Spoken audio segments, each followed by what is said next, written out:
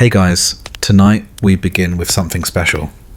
We're opening the doors to a part of history that's often hidden in silence, one that tells us how fragile childhood once was, and how quickly it could vanish. Before we step into tonight's story, take a second to like this video and subscribe, so these mysteries can reach others in your family too. And in the comments, tell me your location and the exact time you're watching this. It's always fascinating to see where you're tuning in from, almost like tiny lights glowing on a map across the world. The night stretches long, and history folds itself open like a dimly lit corridor, where the footsteps of forgotten children still echo faintly. It is within this hushed silence that one begins to trace the shadows of innocence, shadows belonging to young girls who were not yet ready to leave behind the small comforts of childhood, but were taken by the relentless machinery of tradition, politics, and family ambition. Their stories were not etched in their own words, for most never learned how to write, and those who did were often silenced before ink could tell their truth. What remains are fragments, scattered in dusty chronicles, whispered in forgotten court records, painted faintly in portraits where the subject's eyes seem far older than her years. In every age, childhood has always been fragile, but in the centuries when marriage was less a union of hearts and more a contract of survival, childhood could be fleeting, erased in a single agreement sealed between fathers, kings, or church officials. Imagine a girl of 7, perhaps chasing after a hoop rolling across a courtyard, only to be stopped by the calling of her name. That was the day she learned her fate was already signed away, her future already bound to the weight of alliances, titles, and land. She might not have understood the words, betrothal, dowry, inheritance, but she understood the stillness of the adults around her, the way they looked not at her, but through her, as though she had already become someone else entirely. The medieval world in particular was merciless in its use of young bodies as vessels for political and social advancement. In courts across Europe, marriage was not romance, not even partnership. It was a tool of power, sharpened at the expense of the most vulnerable. Childhood was traded away like coin, innocence signed away in ink that she herself never touched. The child, often no more than a pawn, entered into a union that carried the promise of status but the certainty of pain. And as her small figure was draped in garments far heavier than her frame could bear, she stood at the threshold of a role she did not choose, stepping out of shadows she should have remained safe within. There are records, thin and brittle, that tell of royal households where daughters as young as 6 were betrothed to men decades older than them. In Spain, in England, in the kingdoms scattered across what is now France or Germany, arrangements were made in hushed negotiations. A child barely weaned from dolls would suddenly find herself promised to a knight, a lord, sometimes even a king, whose beard had long since turned grey. This was not rare. It was not shocking. It was, in fact, expected. Childhood was considered a short and unimportant stage, and marriage was seen less as a personal choice than as an obligation to the family and its survival. And so, the shadows of innocence stretched longer across the walls of castles and cottages alike. For the nobility, it was alliances. For the poor, it was survival.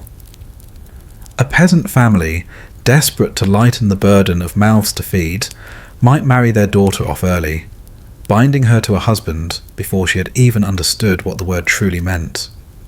For them, her marriage meant one less portion of bread, one less body to clothe. For her, it meant an end to the small freedoms of girlhood, traded for the endless duties of wifehood and motherhood.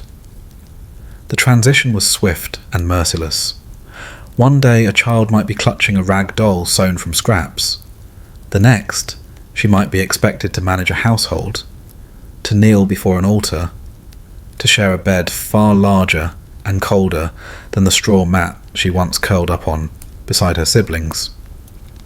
The ceremony itself often blurred for her, the Latin words of priests echoing above her head, the heavy ring slipped onto her trembling hand, the endless eyes watching, calculating, approving. All she understood was that something had ended, though she could not name what it was. Behind the grandeur of noble weddings, the embroidery of gowns, the gleam of jewels, lingered a darker truth. These marriages were, in many ways, a death sentence. Some would die during childbirth before their bodies had fully grown, their young bones breaking beneath the weight of expectation. Others would wither away from exhaustion, from illness carried into households where they had no allies, no refuge. The statistics that remain are sparse, but the pattern is unmissable. Countless girls who became brides never lived long enough to become women in the way nature intended. The idea of childhood as sacred, as a stage to be preserved and nurtured, did not truly exist in those centuries. A child was useful only insofar as she could work, marry, or inherit. For boys, that meant labour, war, or clerical life. For girls, it meant marriage, and marriage came quickly. Their innocence was never meant to last.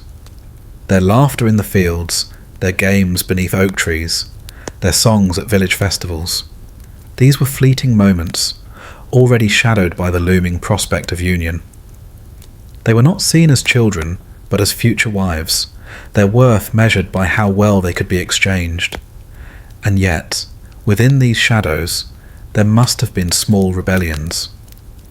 Imagine the quiet resistance of a girl hiding beneath a staircase on the day of her betrothal feast, her small fists clenched around the wooden banister, unwilling to appear before the guests. Or the faint smile of another, who, while being led to the altar, hummed under her breath a tune from her childhood games, clinging desperately to the fragments of a self she knew would soon disappear. These moments are not in the chronicles, but they must have existed, for innocence has always found ways to leave its mark, even in the harshest of places. The world around them often pretended not to see. Parents, siblings, priests, all played their roles as though this was simply the way of life. And perhaps for them, it was. Death was familiar, hunger was constant, survival was precarious. In such a world, the feelings of a child bride mattered little compared to the lands gained, the alliances secured, the debts settled. But in the silence of night, when the feasting ended and the torches burned low, perhaps even those parents lay awake, haunted by the sight of their child shrinking beneath a wedding veil, swallowed by a role she could never grow into fully. It is in these shadows that history whispers most softly. We do not know their names, most of them. They are lost beneath the ink of kings and the sermons of priests, but their innocence lingers, like faint echoes in a long hallway, reminding us that the story of child brides was not merely about political manoeuvring or economic necessity. It was about the cost measured in stolen laughter, in stolen time, in lives cut short before they had even begun. The historian must move carefully here, for the danger is to romanticize, to imagine castles and gowns and ceremonies in golden light. But the truth is far colder, far darker. It is found in medical records describing the torn bodies of young mothers.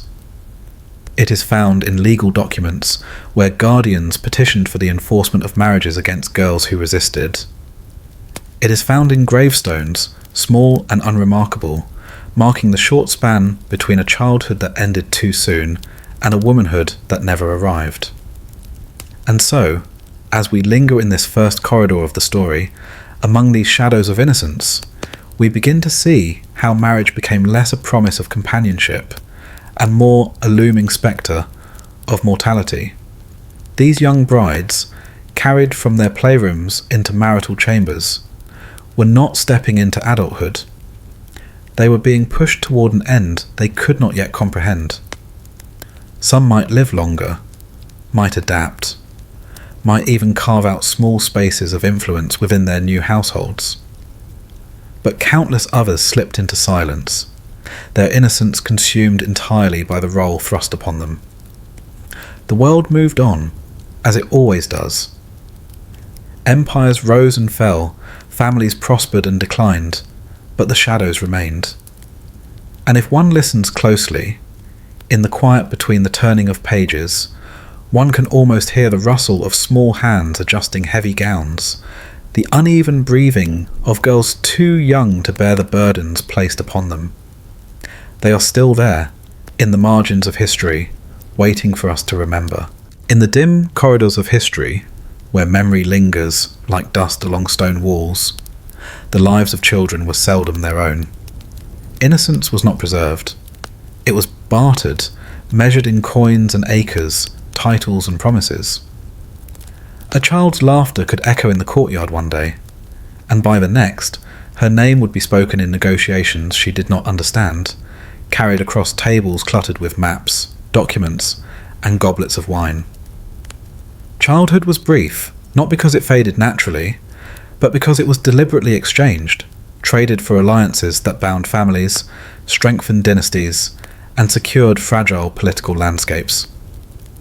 The making of these arrangements rarely involved the children themselves. Fathers, uncles, monarchs, and clerics spoke in tones that were heavy with calculation, while the child, perhaps playing nearby with ribbons or stones, was simply part of the bargain. To the adults, she was a future secured, an heir ensured, a bridge to another household's wealth or power. To her, she was still only a girl, her hands too small for the rings that would one day bind her. The silence between her world and theirs was immense, and yet it was in that silence that the fate of her life was written. Throughout medieval and early modern Europe, marriage was rarely a matter of choice. It was a strategy, a tool sharpened by necessity and ambition. When kingdoms trembled, marriages were used to calm them. When families feuded, a child bride was often the peace treaty, her body the guarantee that swords would be sheathed. When coffers ran dry, her dowry became the salvation. Her youth transformed into currency, the marketplace of alliances was crowded, and children were its most valuable commodities.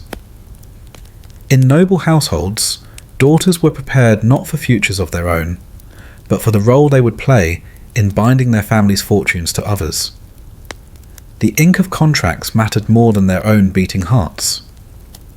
A girl might be promised at 6, formally betrothed at 8, and married by 12, her identity already dissolved into the larger shape of her family's ambitions.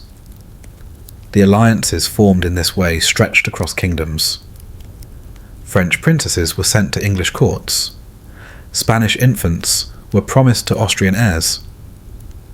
The names were many, but the pattern was the same. Children bound into unions they neither desired nor understood. Their innocence traded like goods on a merchant's route. Even among those who lived far from the glitter of courts, the logic was similar. For families of modest standing, marrying a daughter early meant aligning with a stronger household, reducing the number of mouths to feed, or gaining access to land. A girl's worth was defined less by her laughter or her talents than by the alliance she could secure. It was a transaction hidden beneath the rituals of betrothal and the blessings of priests, a solemn bargain disguised as holy matrimony. The church itself, while offering guidelines on consent, often bent under the weight of politics. Officially, it might have declared that true marriage required the willing agreement of both bride and groom. But in practice, willingness was elastic, and silence was often taken as consent. A child's confusion at the altar, her downcast eyes, her trembling hands, these could all be interpreted as submission. And submission was enough. The sacred words spoken over her head only masked the reality. She was not entering into a bond of faith and affection, but into a binding exchange between households. The alliances formed in this way were not fragile. They carried the weight of armies, the control of trade routes, the forging of dynasties. But they came at a cost borne by those too young to understand the stakes.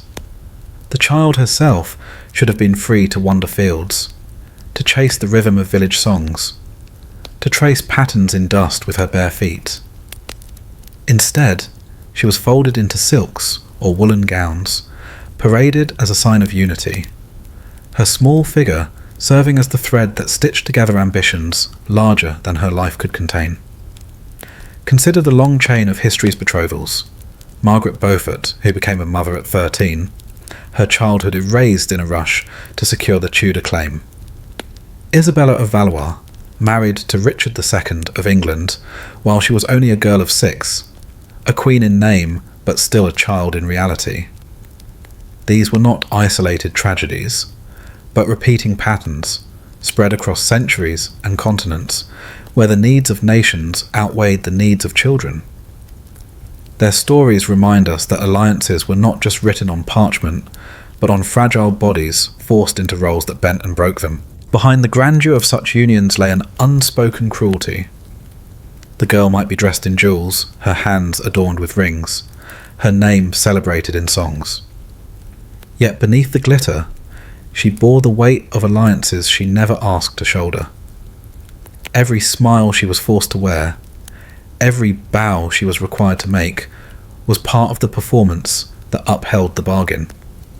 Her marriage was not an embrace of companionship, it was the signing of a treaty with her as the living seal. The consequences of these trades stretched far into their lives.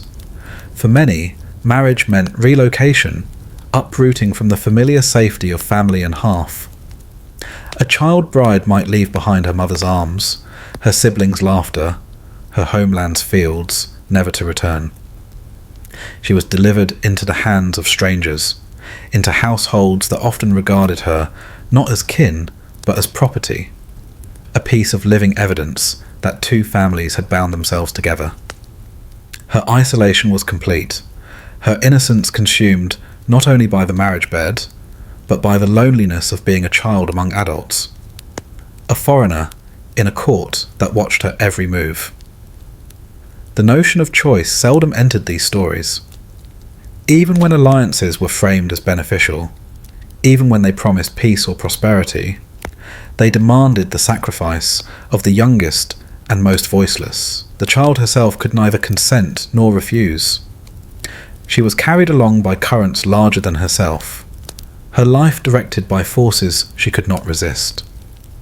Her small hands might clutch at the edge of a carriage as she was taken away, her eyes wide as unfamiliar streets blurred past, but the wheels would not stop turning, and the bargain would not be undone.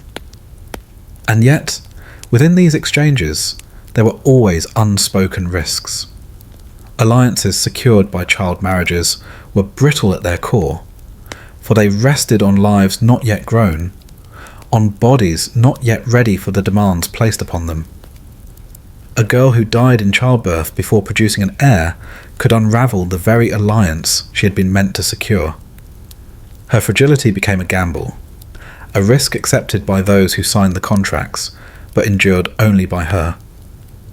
In this way, the alliances were never as strong as they appeared, always shadowed by the possibility that the child bride's body could not bear the weight of expectation.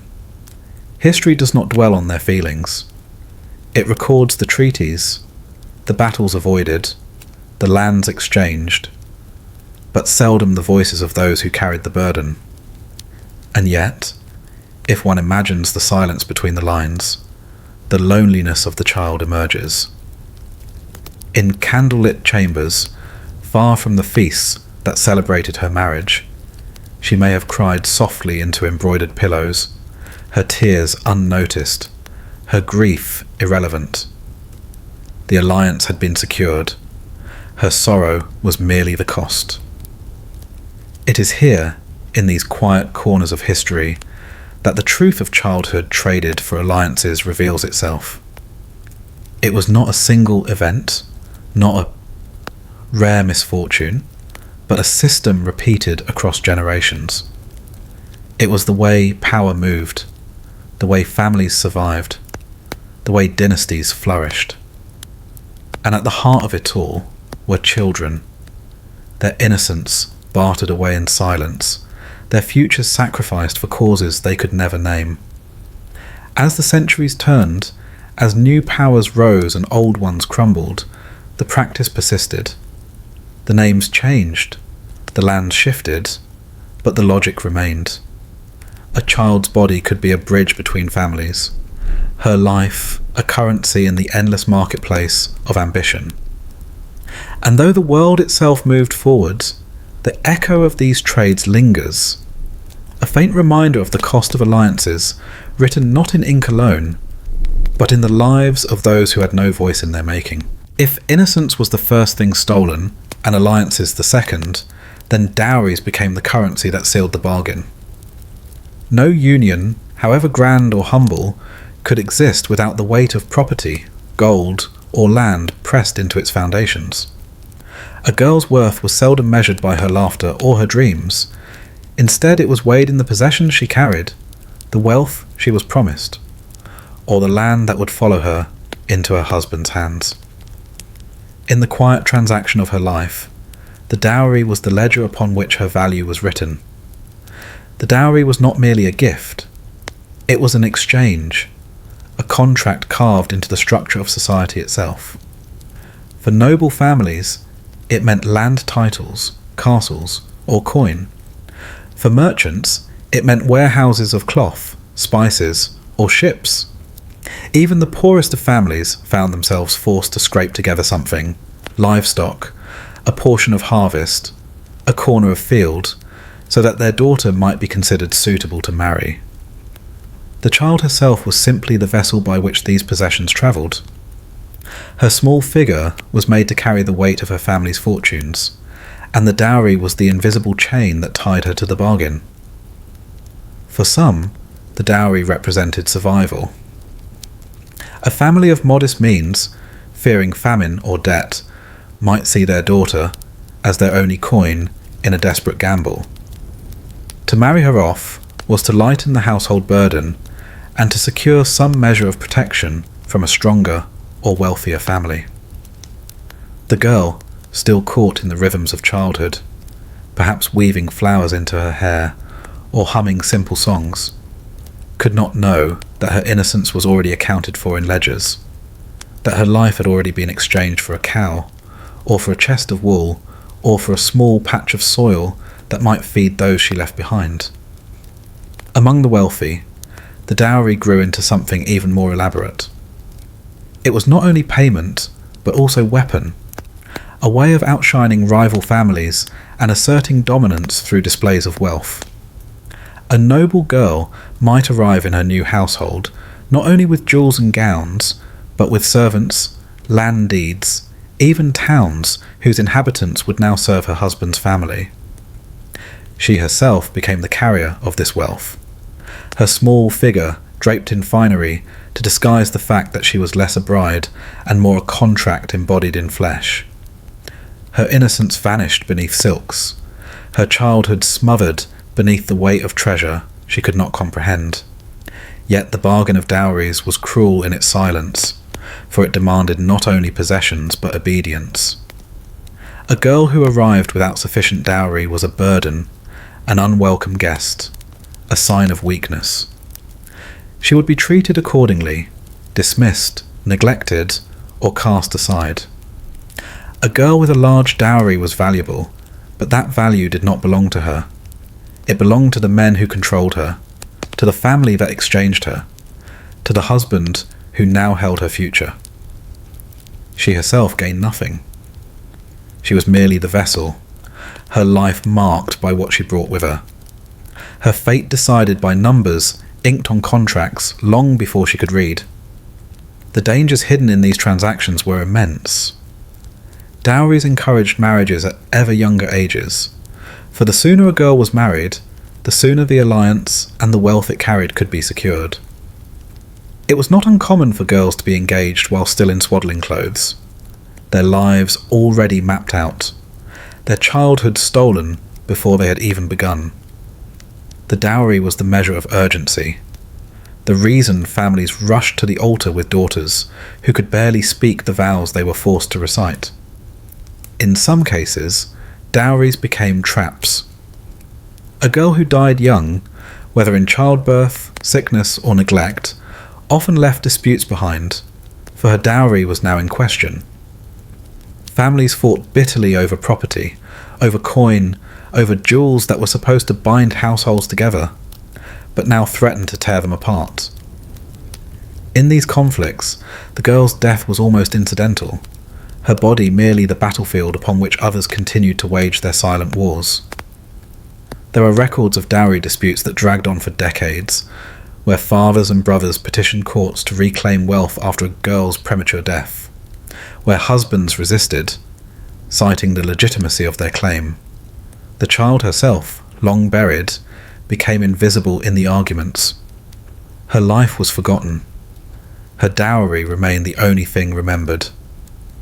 She had been reduced, in the eyes of law and society, to the possessions she carried, possessions that outlived her brief existence. Even the church, which cloaked marriages in holy ritual, leaned heavily on the practicalities of dowries. Monks recorded the values in their ledgers. Priests blessed the unions with one hand while tallying gifts with the other. Religious approval was seldom free. It was purchased with donations, with tithes, with promises of land that would pass from one household to another. The marriage altar was as much a marketplace as a holy site, and beneath its solemn chants, the clinking of coin was never far away. For the girls themselves, the weight of dowries was suffocating. It was not enough to marry. They had to carry the expectation that their dowry would justify their presence in a new household. If the wealth proved insufficient, their worth would be questioned daily, their place in the family diminished, their treatment harsh. If the wealth was large, they might be resented, their presence seen as a reminder of obligations owed to the family that sent them. In every case, the dowry ensured that their identity was not their own. They were defined not by who they were, but by what they brought. Some few may have found moments of comfort, especially those whose dowries secured them relative safety, or whose wealth brought them small measures of influence. A wealthy bride, even if young, might one day wield some authority in her new household, her dowry giving her leverage she herself could never claim otherwise.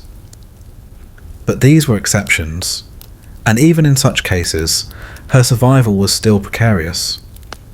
Her dowry gave her value, but her body remained vulnerable.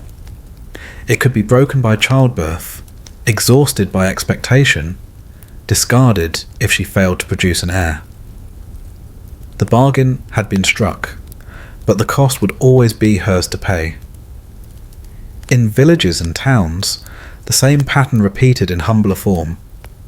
A farmer might trade his daughter for a cow, a craftsman for a stall in the marketplace. The child bride was always the thread binding one household to another, her innocence the silent price of the bargain. The possessions she carried were never truly hers. They belonged to the men who arranged the exchange, to the families who calculated survival in terms of livestock and coin. For her, the only certainty was that her life was no longer her own, her future already purchased by wealth she did not possess. The bargain of dowries shaped generations. It dictated when children married, whom they married, how long they lived, and how they were remembered. It left behind trails of disputes, of wealth changing hands, of alliances formed and broken. And at its heart, always, were the child brides, their shadows stretched across history, their brief lives obscured by the treasures they carried into unions they did not choose. The silence of their stories lingers, woven into the ledgers of merchants, the decrees of kings, the sermons of priests.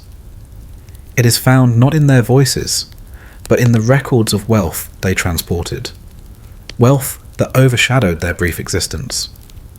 Their innocence was not merely stolen, it was sold, packaged into dowries that became both their burden and their legacy. And in that exchange, countless childhoods vanished, leaving only the echo of laughter that once belonged to girls who should never have carried such weight. The thread that tied childhood to marriage was not spun only from coin and dowry chests. It was woven even deeper, into the fabric of bloodlines, where ancestry and lineage were regarded as treasures more enduring than gold. For families both noble and modest, blood was the silent map upon which futures were drawn, and promises carved into that map held greater weight than the fragile lives of the children who bore them. In societies where kingdoms were fragile and thrones precarious, the continuity of bloodlines was a matter of survival. Ancestry did not belong to the individual, it belonged to the dynasty, to the clan, to the name itself. Children became symbols of their blood, living vessels meant to carry the lineage forward, to strengthen it through carefully chosen unions. A girl's first breath was not simply a celebration of life, but a tally in the quiet reckoning of inheritance. She was born not only as a daughter, but as a promise to someone not yet seen. The moment of her birth, in noble chambers lit by the flickering of torches, might have been accompanied by whispers not of her first cries, but of what her name could purchase. If her lineage stretched back to kings, she was a jewel in a dynastic crown. Her small fingers destined to bind houses together. If her family held a modest line, she was still valuable, a chance to climb higher, to graft her blood onto branches stronger than her own. In every case, the child's life was written not in her own script, but in the signatures of ancestors who weighed heavily on her shoulders. Promises made in bloodlines often came long before the child herself understood the language of promises. Betrothals could be arranged between families while the children were still in cradles, alliances sealed with handshakes while infants lay swaddled in cloth. These were not mere speculations. They were binding commitments, announced to courts, declared in sermons, sometimes even carved into treaties. A child too young to walk might already be promised as the bride of a man decades older, her bloodline the bridge that justified the union. In this way, marriage was less about companionship and more about preservation of land, of titles, of dynastic continuity. A girl might be born into a world where her family's name carried debts or disputes, and she would be the offering to mend them. Another might be born into abundance, her heritage rich with kings and warriors, and she would be the prize to secure new alliances. The logic was relentless. Her blood mattered, her future mattered, but herself, her laughter, her play, her innocence was irrelevant. These promises written in bloodlines often placed unbearable weight on girls whose bodies could not sustain the expectations. The demand for heirs came swiftly, long before nature prepared them for it. The role of wife was not merely a position, it was a duty to produce children, to extend the bloodline further. When those children did not come, or when death claimed them before they could, the girl bore the blame. Her youth was forgotten. Her failure was magnified. She was judged not as a child overwhelmed by impossible demands, but as a vessel that had failed its purpose. History remembers many of these unions not through the lives of the girls themselves, but through the children they bore, or the heirs they failed to produce. Margaret Beaufort gave birth at 13, her body breaking under the strain, her life forever marked by the survival of the son who would become Henry VII.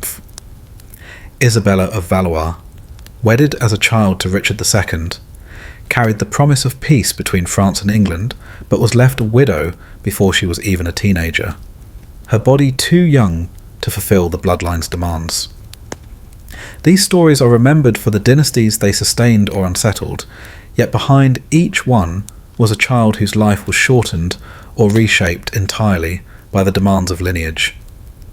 Among common families too, bloodlines were currency. A daughter might be married off to preserve the continuity of landholdings, ensuring fields did not pass to outsiders. Cousins were often paired, siblings bound by arrangements that blurred the lines of kinship, all in the name of keeping inheritance within the family. These unions, made to preserve bloodlines, sometimes came at the cost of health, with generations weakened by intermarriage. Yet the promise of land held greater value than the health of children, and so the pattern persisted. Written over and over in blood, the cruelty of these promises was not only in their weight, but in their permanence. Once a betrothal was announced, it was nearly impossible to undo. A girl who resisted, who cried, who begged for her childhood, was dismissed as disobedient, her pleas irrelevant against the sanctity of blood. The promise mattered more than her life, more than her body, more than her will. Her lineage was her prison, binding her to a destiny chosen without her consent. Even in death, the weight of these promises lingered. A girl who died young left behind a rupture, a broken promise that families mourn not for her loss, but for the political or economic gain that slipped away with her. Tombstones sometimes recorded not her name in full, not her brief life, but her lineage, her title, the connection she represented. She was remembered less as herself than as the broken link in a chain of bloodlines stretching backward and forward through history. The rituals of marriage reflected this obsession. Ceremonies were not simply unions of individuals, but of families, lineages, and dynasties. The exchange of vows was framed as eternal, but the eternity spoken of was not the life of the couple. It was the eternity of blood, of names that would endure through heirs. The girl herself, dressed in silks, veiled and trembling, was merely the instrument through which that eternity was sought. Her vows, often spoken in voices barely above a whisper, bound not only her life, but generations yet unborn. And so, the promises written in bloodlines became cages from which there was little escape. A child's birth determined her fate before she could speak her first word.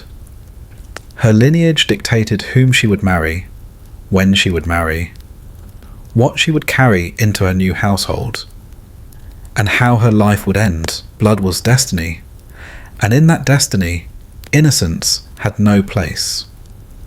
The historian wandering these corridors of memory cannot help but notice the silence of the children themselves.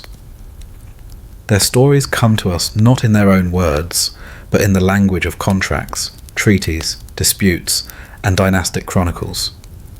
They are remembered not for who they were, but for what they represented: the preservation of a name, the strengthening of a claim, the continuation of a line. Their blood became the ink in which promises were written, and their lives were the parchment upon which those promises were fulfilled or broken. To imagine them in their true form, a girl clutching her mother's hand, a child staring wide-eyed at unfamiliar halls, a bride trembling before vows she could not comprehend, is to feel the dissonance between the weight of promises and the fragility of the lives that bore them. Their innocence, already shadowed by alliances and dowries, was finally extinguished by the demands of blood. And in that extinguishing, countless stories ended before they had even begun. The silence of those children still lingers in the halls of history. They are there in the genealogies traced with pride, in the coats of arms displayed with honour, in the royal lineages recited with reverence. They are hidden behind the grandeur of names, behind the glitter of crowns, behind the banners carried into battle. Their lives were consumed by the promises written in bloodlines, promises that bound them to destinies they could never escape, promises that often ended in shadows and silence. The promise of marriage, once struck in whispered bargains of bloodlines and dowries, did not remain a hidden arrangement. It eventually stepped into the open, clothed in ritual and spectacle, where silence disguised sorrow and ceremony concealed fear. For the child bride, the day that others hailed as a celebration arrived like a slow march, each step heavy with inevitability. The village or court would stir early, as if the earth itself recognized that something was being reshaped. Fabrics were unrolled, garlands twisted, bells polished until their metal caught the light. To the outsider, it seemed a festival, an eruption of colour and custom meant to mark a joyous transition. Yet beneath the laughter of neighbours and the measured chants of priests, there lingered a quiet truth. The bride was a child. Her small hands bound to vows she had no power to refuse. Her preparation began in rooms shuttered against the morning sun. Attendants, sometimes relatives, sometimes strangers, gathered around her with oils, powders, and fabrics. They spoke not of her childhood games, not of the dolls she once held, but of the duties she was expected to fulfill. Their hands moved briskly, fastening bangles, adjusting veils, tightening cords. Each layer of ornament weighed her down, as if adulthood was stitched onto her body thread by thread. She might have shivered, but no one asked if she was cold. Her silence was assumed as obedience. The garments themselves told the story of the ceremony. Rich silks, borrowed jewels, embroidered fabrics, all chosen not for her comfort, but to announce wealth and alliance. A child's body, still fragile, was pressed into clothing designed for display, her figure remade into a symbol of prosperity. The colours shone bright, reds for fertility, gold for fortune, white for purity. To onlookers, she was radiant. To herself, she was hidden, her small frame disappearing beneath the weight of expectation. Outside, guests assembled, each arrival a reminder that this union was not personal but public. Families measured one another with glances, noting the quality of offerings, the scale of feasts, the richness of gifts. The air was thick with the smell of roasted meats, incense, and freshly cut flowers. Musicians rehearsed the melodies that would guide the procession. Laughter echoed, cups clinked, and children played at the edges, unknowing that the girl inside was being led away from their world forever. When the time came, she emerged from the shadows into the glare of ceremony. Faces turned, eyes widened, voices hushed for a moment at the sight of her. Yet the admiration was not for her, but for what she represented. She was a bargain fulfilled, a promise embodied, an alliance sealed in flesh. Her downcast eyes, her trembling steps, her small hands clutching fabric, these were lost beneath the grandeur of ritual, the journey to the altar, whether across a courtyard, through a cathedral nave, or beneath a canopy of cloth, was a procession of silence. She walked between worlds, leaving behind the thin remnants of childhood to enter a realm defined by vows she could not understand. If tears slid down her cheeks, they were dismissed as shyness. If her voice caught when she tried to repeat the words prompted by priests or elders, it was smoothed over with gentle insistence. The ceremony allowed no pause for grief. At the heart of the ritual were the vows themselves, words ancient and binding. Spoken in languages sometimes alien to her, they carried the weight of eternity. She was told to repeat them, and so she did. Her voice a faint murmur beneath the chanting of priests or the cheering of guests. The groom's words rang clearer, steadier, often older in tone, while hers sounded more like a child reciting lessons at school. Yet the vows, however softly spoken, carried equal force. She was bound, her life redirected, her body promised. Rituals varied across lands and faiths, but they shared a common theme: the erasure of the child within the bride. In some places, her hand was placed into her husband's, the gesture symbolic of transfer from father to husband, from childhood to womanhood. In others, cords were tied around their wrists, not symbolizing bonds that could not be undone.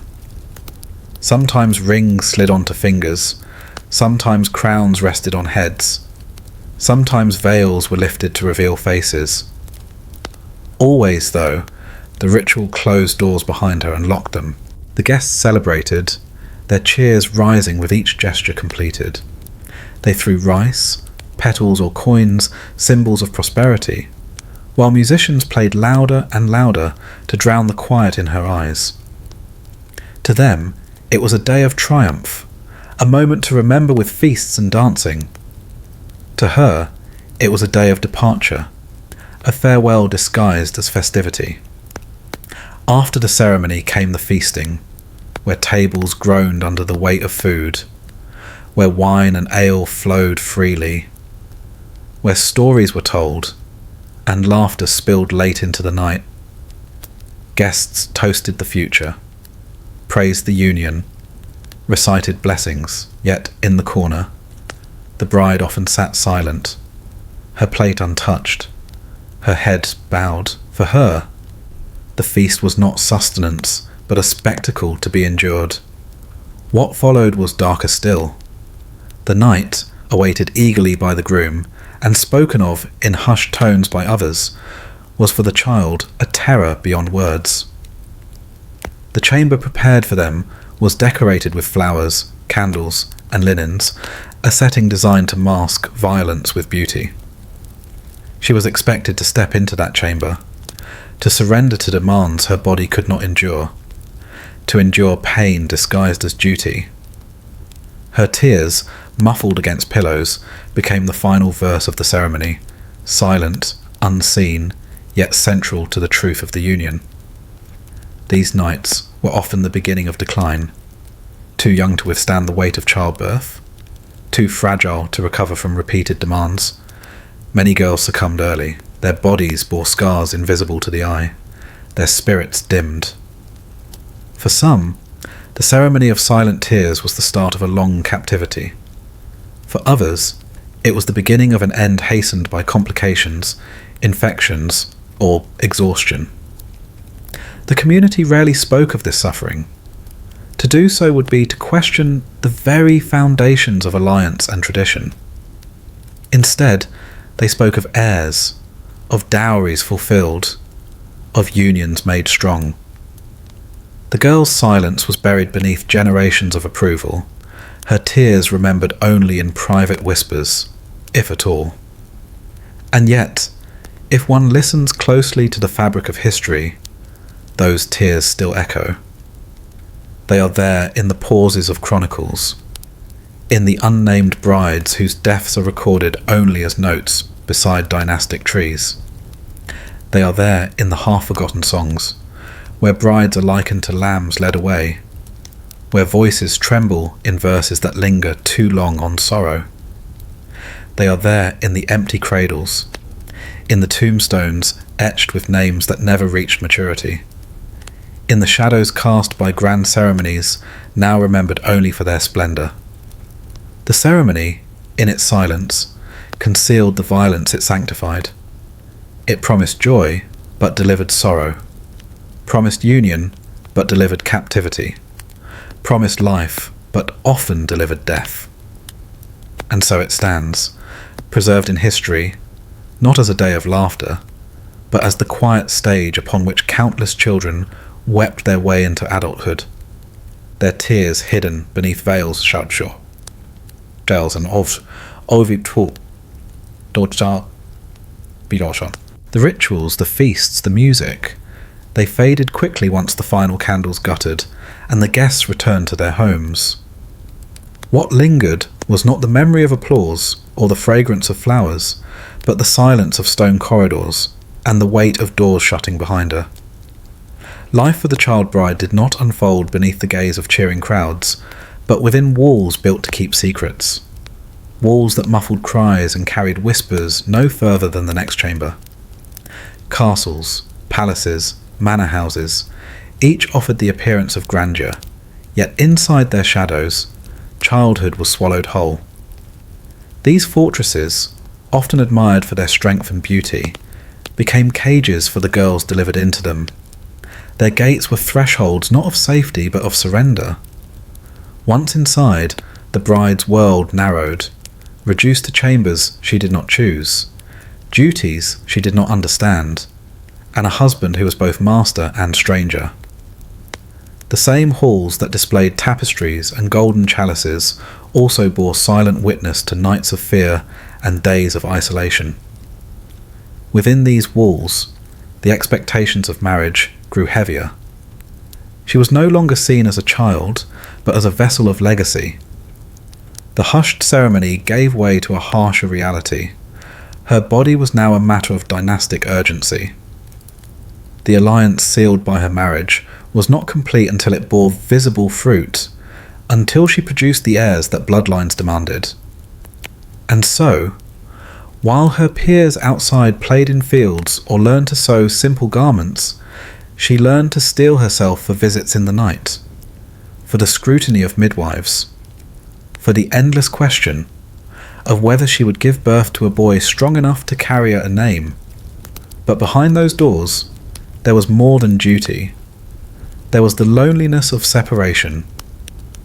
Taken from her family, distanced from childhood companions, she found herself surrounded by attendants who served more as watchful eyes than companions. Their task was to prepare her, to instruct her, to ensure her obedience. Some may have offered sympathy, slipping her sweets or whispering soft reassurances, but they too were bound by the household's command. Affection could not protect her from expectation. The architecture of castles seemed to mirror her fate. Thick stone walls shut out the world, as if her cries could not be allowed to escape. Narrow windows admitted only slivers of light, casting long shadows that stretched across chambers too large for comfort. Courtyards echoed with the clatter of soldiers and servants, but in her quarters, silence pressed in heavy, broken only by the scratch of quills recording household accounts, or the distant toll of bells. The grandeur of her surroundings only magnified the smallness of her own life within them. Meals became rituals of observation. She was placed beside her husband, taught to lift goblets with grace, to smile without speaking too much, to nod politely when lords and ladies addressed her. Every gesture was scrutinized, every word weighed. She was not yet grown, yet she was judged as if she carried the wisdom of decades. If she faltered, elders whispered. If she remained silent, they remarked on her shyness. Her innocence was interpreted as immaturity, her fear as weakness. Yet none dared question the union itself. The fault, if any, was always hers to bear. Nights were crueler still. The bridal chamber, dressed with velvet curtains and embroidered sheets, became the stage for an ordeal no child should endure. Pain, confusion, and silence filled the space where tenderness was absent.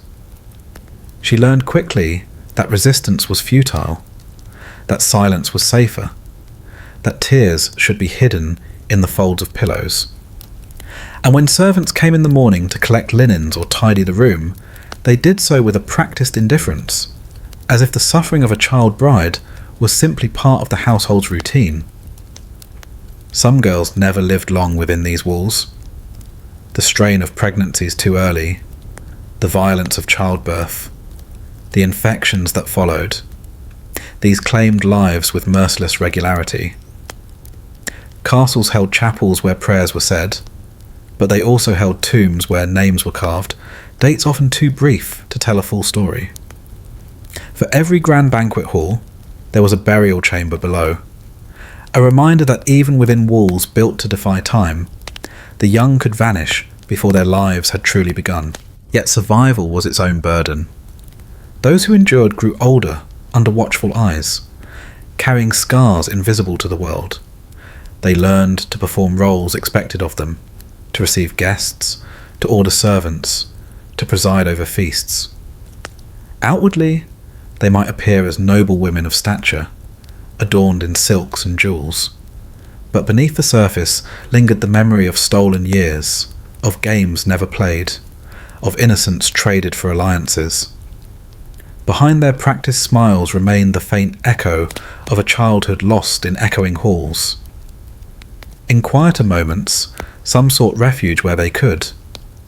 A hidden garden, a window overlooking fields, a chapel where prayers blurred into sobs. These became sanctuaries. For a brief while, away from the judgment of eyes and the demands of heirs, they could remember the child within, even if only faintly. Yet even these moments of reprieve were fragile. A knock at the door, a call from an attendant, the sudden presence of the husband, all could shatter the fragile illusion of freedom. The secrecy of life behind closed doors allowed the world outside to continue in ignorance. Tales of noble weddings spread wide, adorned with detail of gowns and jewels, but rarely of what came after. Chronicles recorded alliances, treaties, inheritances, but rarely the quiet suffering within stone walls.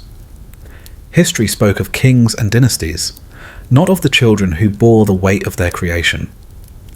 The silence of castles preserved reputations, even as it consumed the lives of those within. But if history seldom recorded them, their presence still lingers. In faded manuscripts, a scribe's marginal note mentions a bride weeping often. In letters exchanged between noble families, a sister writes of her siblings' frailty, urging prayers. In the ruins of castles now visited by tourists, one might still find a small chamber tucked away near the great halls, its size too modest for a noble, too isolated for importance. Perhaps it belonged to one such bride, her world confined to its shadows, her story left untold. Behind closed doors, power revealed its cruelty most clearly. Castles were not merely homes, they were machines of dynastic survival, their stones laid not only for defence, but for control. Within them, child brides were transformed from children into instruments of lineage, their bodies treated as the foundation upon which kingdoms balanced. Their laughter, their play, their tears, none of these mattered once the doors closed. What mattered was survival, reproduction, obedience. And in this, castles served their purpose with chilling efficiency. The grandeur of these fortresses, admired centuries later, often blinds us to what they concealed. Visitors marvel at high towers, sweeping staircases, banquet halls painted with scenes of triumph. Few pause to imagine the rooms where small hands gripped sheets in fear, or where footsteps paced in solitude, or where whispered prayers begged for mercy. The beauty of stone masks the sorrow it once sheltered.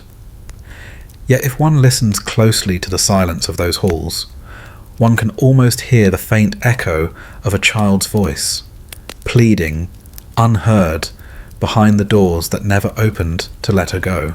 Inside the walls where child brides were kept, another ordeal soon began to shadow their lives.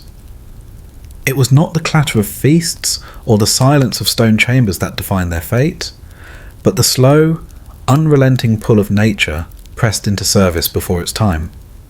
For in the eyes of families, priests and dynasties, a marriage was never complete until it yielded children. And so the gaze of households turned quickly to the smallest, most fragile figure in the castle, waiting for signs that her body, though still tender and unfinished, could produce heirs. The expectation was merciless, and with it came dangers more silent than the clang of swords or the march of armies. Those dangers were carried within the bride herself. Her body, not yet ready for the burden of pregnancy, was thrust into cycles it could scarcely endure. What was for older women already a perilous journey became for her a path lined with almost certain suffering. When signs of conception came, the household stirred with a different kind of excitement. Midwives were summoned, herbs prepared, linens cleaned, rooms readied. For the family, this was proof of alliance fulfilled, the promise of an heir. For the child bride, it was the beginning of a trial she had no strength to resist. She became less a person than a vessel, her name whispered only in the context of the life she might be carrying. Midwives, the constant companions of such times, arrived with their pouches of remedies and charms. Some carried knowledge passed from mother to daughter, traditions rooted in centuries of observation. They whispered prayers, tied amulets against evil spirits, and brewed teas to ease pain or steady the womb. Their presence offered a flicker of comfort, for they were often the only ones to speak softly to the bride, to lay gentle hands upon her belly, to reassure her in a world that demanded silence. Yet even their wisdom was powerless against the dangers of youth. Doctors, when called, brought another kind of authority. Cloaked in learning from universities or trained in the houses of nobles, they carried instruments of brass and silver, texts of Galen or Hippocrates, and a reputation for mastery. Yet in practice, their art was limited. They prescribed bleedings, purges or potions, convinced that imbalance of humours caused all ills. Their knowledge of the female body was more theory than truth, drawn from scrolls written by men who had never seen childbirth with their own eyes. For a child bride, till some tried, their presence was often more ominous than hopeful, for the arrival of a doctor usually meant the case was already desperate. The risks multiplied with each stage of pregnancy. Her small frame struggled to carry the weight of growing life, bones not yet widened enough to bear it. Pain and exhaustion became daily companions. Sometimes the strain bent her body permanently, leaving her with injuries that would shadow her every step. Others did not make it even this far. Miscarriages were common, and each one brought not sympathy but disappointment, as if her failure was personal rather than the inevitable cruelty of biology forced too soon. When the time of birth arrived, the castle fell into a tense stillness. Curtains were drawn, fires stoked, water heated. Midwives gathered like sentinels, their faces set in grim patience. The girl herself lay on straw, or on sheets that would soon be stained, clutching rosaries or amulets, whispering prayers between cries. Her screams, if they echoed through the halls, were muffled behind doors, for childbirth was not spoken of openly. It was considered women's work, hidden from the men whose dynasties depended upon it. Some births ended swiftly, the child emerging with cries that lifted the gloom. The household rejoiced, servants ran through halls, bells were rung, and messengers rode to carry news.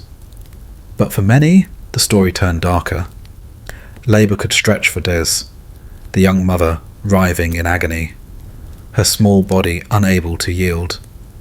Midwives pressed herbs between her lips, whispered encouragement, and at times prayed more than they acted.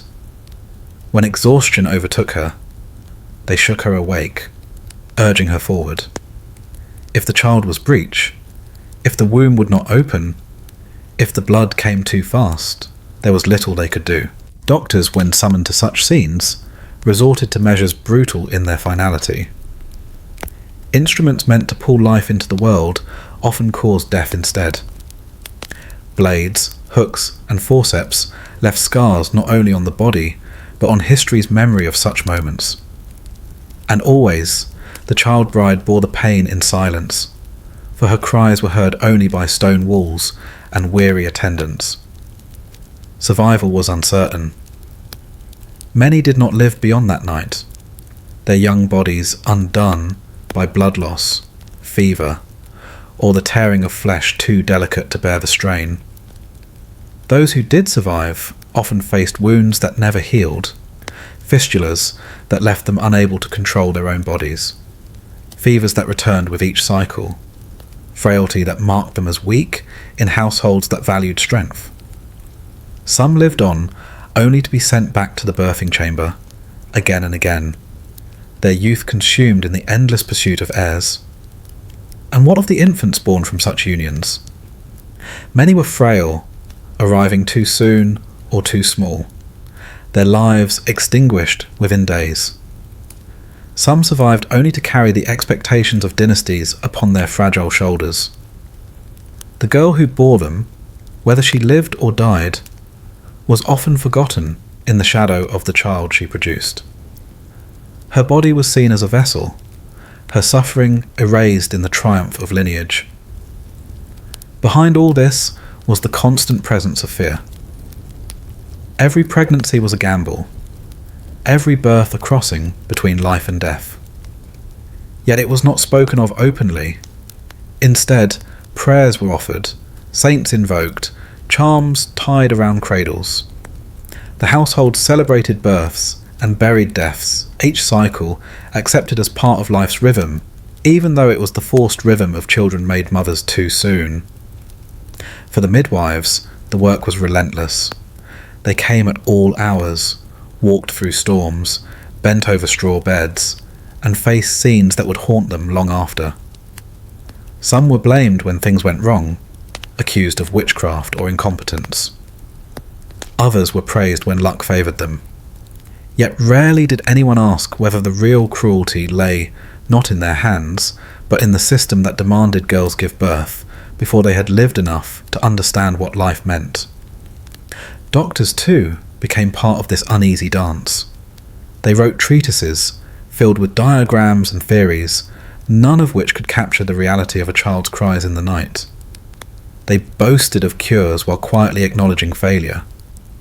They experimented on the helpless, testing herbs, performing surgeries, writing of outcomes in detached language, as if the girl's life was nothing more than a line in their studies. The castles that had once echoed with music and feasts now echoed with quieter sounds. The low moans of labour, the whispered prayers of attendants, the hurried footsteps of messengers bearing grim news. These sounds rarely reached beyond the walls, for what happened within was considered private, sacred, untold. Yet the risks were known to all. Every marriage contract, every alliance, carried within it the silent gamble of life against death, a gamble placed upon the smallest and most fragile of shoulders. And so, the story of child brides cannot be told without the shadow of midwives bending over beds, of doctors summoned in desperation, of risks that consumed lives before they had truly begun. The grandeur of castles, the splendour of ceremonies, the wealth of dowries, all meant little when weighed against the dangers of childbirth. Behind every alliance stood a child trembling in labour, a life balanced on the edge of mortality. History records the kings, the treaties, the heirs who carried names forward, yet in its silence it conceals the countless girls who never rose from the straw, who were buried before their hair had grown long, who left behind only whispers and the faint memory of tears shed in chambers that smelled of smoke, herbs, and blood. Their story is not in the triumphs of dynasties, but in the risks that consumed them, risks carried not by choice, but by force. And so, the halls of medicine and the chambers of castles became entwined in the fate of these young brides. Where laughter once rang at weddings, cries of agony followed. Where alliances were celebrated, funerals soon marched. Midwives and doctors walked those same paths, bearing witness to a cycle of suffering repeated across centuries, a cycle that history too often wrapped in silence. The flicker of torchlight in medieval halls often revealed more than stone walls and tapestries. It illuminated the quiet burden resting on the narrow shoulders of young brides. Beyond the vows, beyond the rituals, beyond the ink dried on parchment, there lingered a responsibility larger than the marriage itself, the expectation of children. To marry was only the beginning. The hope for an heir was the unspoken duty every young bride carried, whether she was 10, 12, or 14 years old. This responsibility weighed heavily. In royal courts, the future of dynasties rested on the well-being of girls who were scarcely old enough to manage their own daily routines without help. A young girl who could not have children was often quietly viewed with concern, as though she were failing to meet the needs of her family and society. Such expectations were not simply personal. They were tied to the continuity of land, titles, and alliances. The girl's role was measured by her ability to contribute to this chain of succession. The language of family and lineage could feel as binding as iron. Families expected children according to strict timelines, as if nature itself could follow the orders of politics. If a young bride did not start her family within the first year, anxiety mounted quietly around her. Advisors, relatives, and even medical practitioners offered guidance, remedies, and suggestions. The burden of responsibility rested heavily on the young girl, shaping her life and decisions long before she had fully matured. And the risk was real. Girls in their early teens faced numerous challenges when adjusting to adult roles, including learning how to care for an infant while still growing themselves. Midwives and household attendants tried to guide them, but social expectations and family pressures were often unrelenting. If difficulties arose, families quietly sought other solutions, sometimes arranging for another young bride to take up the role. The continuity of the family was paramount. History provides countless examples. Across Europe, Asia, and the Middle East, young brides were guided toward their adult duties almost as soon as they were considered ready. Some experienced these responsibilities in their early teens, while others waited slightly longer. In every case, their lives were defined by the expectations placed upon them, and families measured their value largely by their ability to fulfill these roles. This was not limited to royalty. Merchant families and minor nobility also prioritized heirs, particularly sons, for the preservation of property and family influence. Fathers arranged marriages less out of concern for happiness than to secure continuity.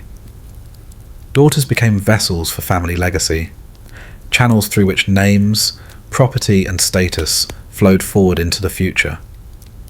The interior world of a child bride could be filled with quiet tension. After a wedding feast, she might sit in her chamber, listening to the advice of elder women about family, cycles, and preparation for the responsibilities ahead. Toys, embroidery, and songs of childhood were gradually set aside. In some households, small tokens of good luck were offered, while in others, blessings were quietly given. The young bride learned that her role had shifted. Her life was now intertwined with the expectations of her family and society. When the first child arrived, celebrations often depended on the child's gender. Sons were usually viewed as securing the future, while daughters, though cherished, were sometimes treated with less enthusiasm. The young mother then faced another quiet expectation: to continue her family line, contributing to the household, and fulfilling the duties her family and society anticipated. Each child brought new responsibilities, and each success or difficulty added weight to her daily life. The fragility of these social arrangements is apparent in the history of dynasties.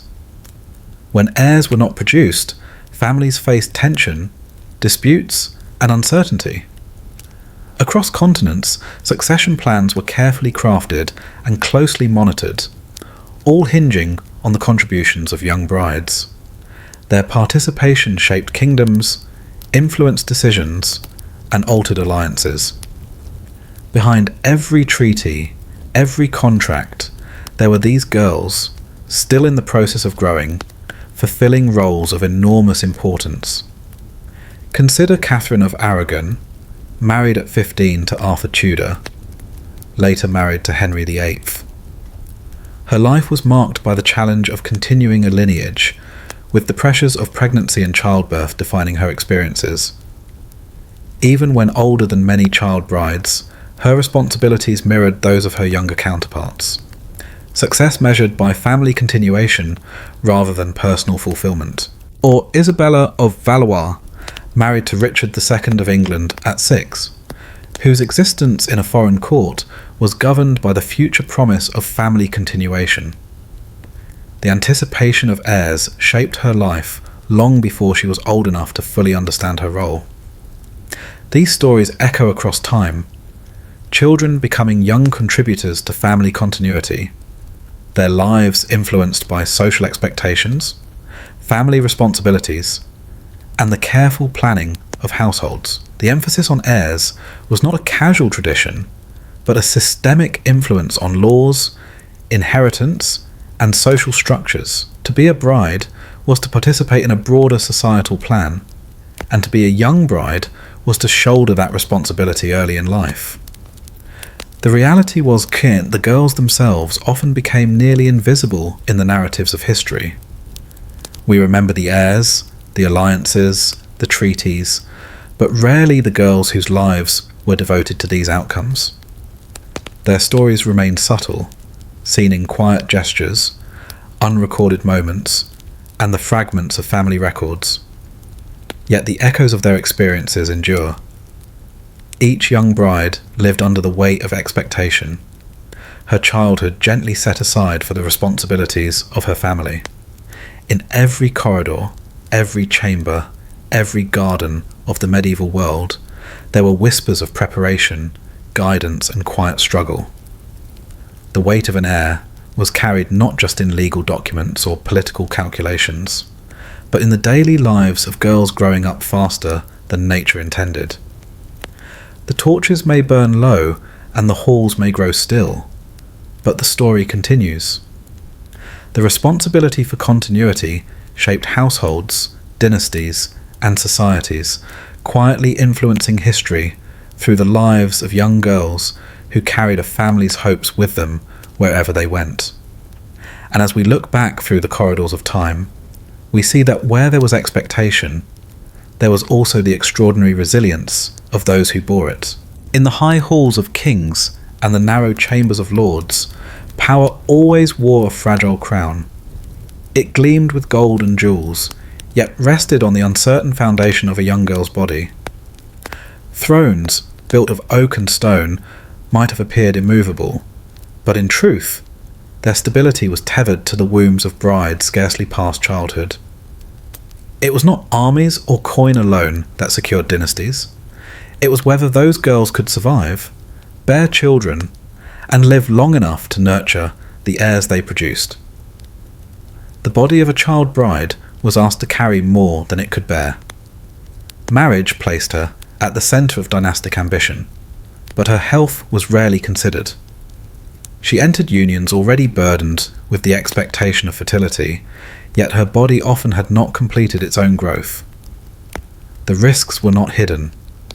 They were known, whispered among midwives, noted in chronicles, feared in private. But the need for continuity, for heirs, for unbroken bloodlines outweighed the warnings. Families wagered entire kingdoms on bodies that could easily collapse under the weight of expectation. The fragility of those bodies shaped the fragility of the thrones they supported. A stillbirth could trigger unrest. A series of miscarriages could unravel alliances. The death of a bride in childbirth could plunge a kingdom into chaos. This fragility turned political stability into a gamble. A roulette wheel spun in bedchambers and birthing chambers rather than on battlefields. Rulers and advisors spoke of succession with the precision of accountants, calculating risks as if bloodlines were coin. But behind every calculation lay the uncertain endurance of a girl too young to safeguard herself. Consider the courts of medieval Europe, where treaties rested on the slim hope that a 12-year-old queen might live long enough to deliver a son. In Castile, Portugal, and France, dynastic marriages were arranged with such urgency that girls were uprooted from their homes, sent across borders, and hurried into adult lives before their hands had grown steady enough to hold a quill. Their bodies became stages upon which the fates of nations played out, and when those bodies faltered, the ripple was felt across kingdoms. The stories are striking in their repetition. A child bride enters a foreign court, hailed as the future mother of a dynasty. She is dressed in silks, paraded in ceremonies, blessed by priests. Yet as months turn to years, her failure to produce a living heir sparks murmurs. The king grows restless. The advisors grow wary. Alliances weaken. All because her frail frame could not bear the relentless weight of childbirth. Sometimes she died in the attempt. Sometimes she survived, but remained marked by illness, forever branded a failure by those who measured her worth only in sons. The fragility was not only physical. Emotionally, these girls bore pressures beyond imagining. Taken from their families, surrounded by strangers, spoken to in languages they did not always understand, they lived in worlds of ritual and expectation. Their isolation was profound. When their health faltered, when pregnancies ended in tragedy, when infants were lost, there was little comfort for them.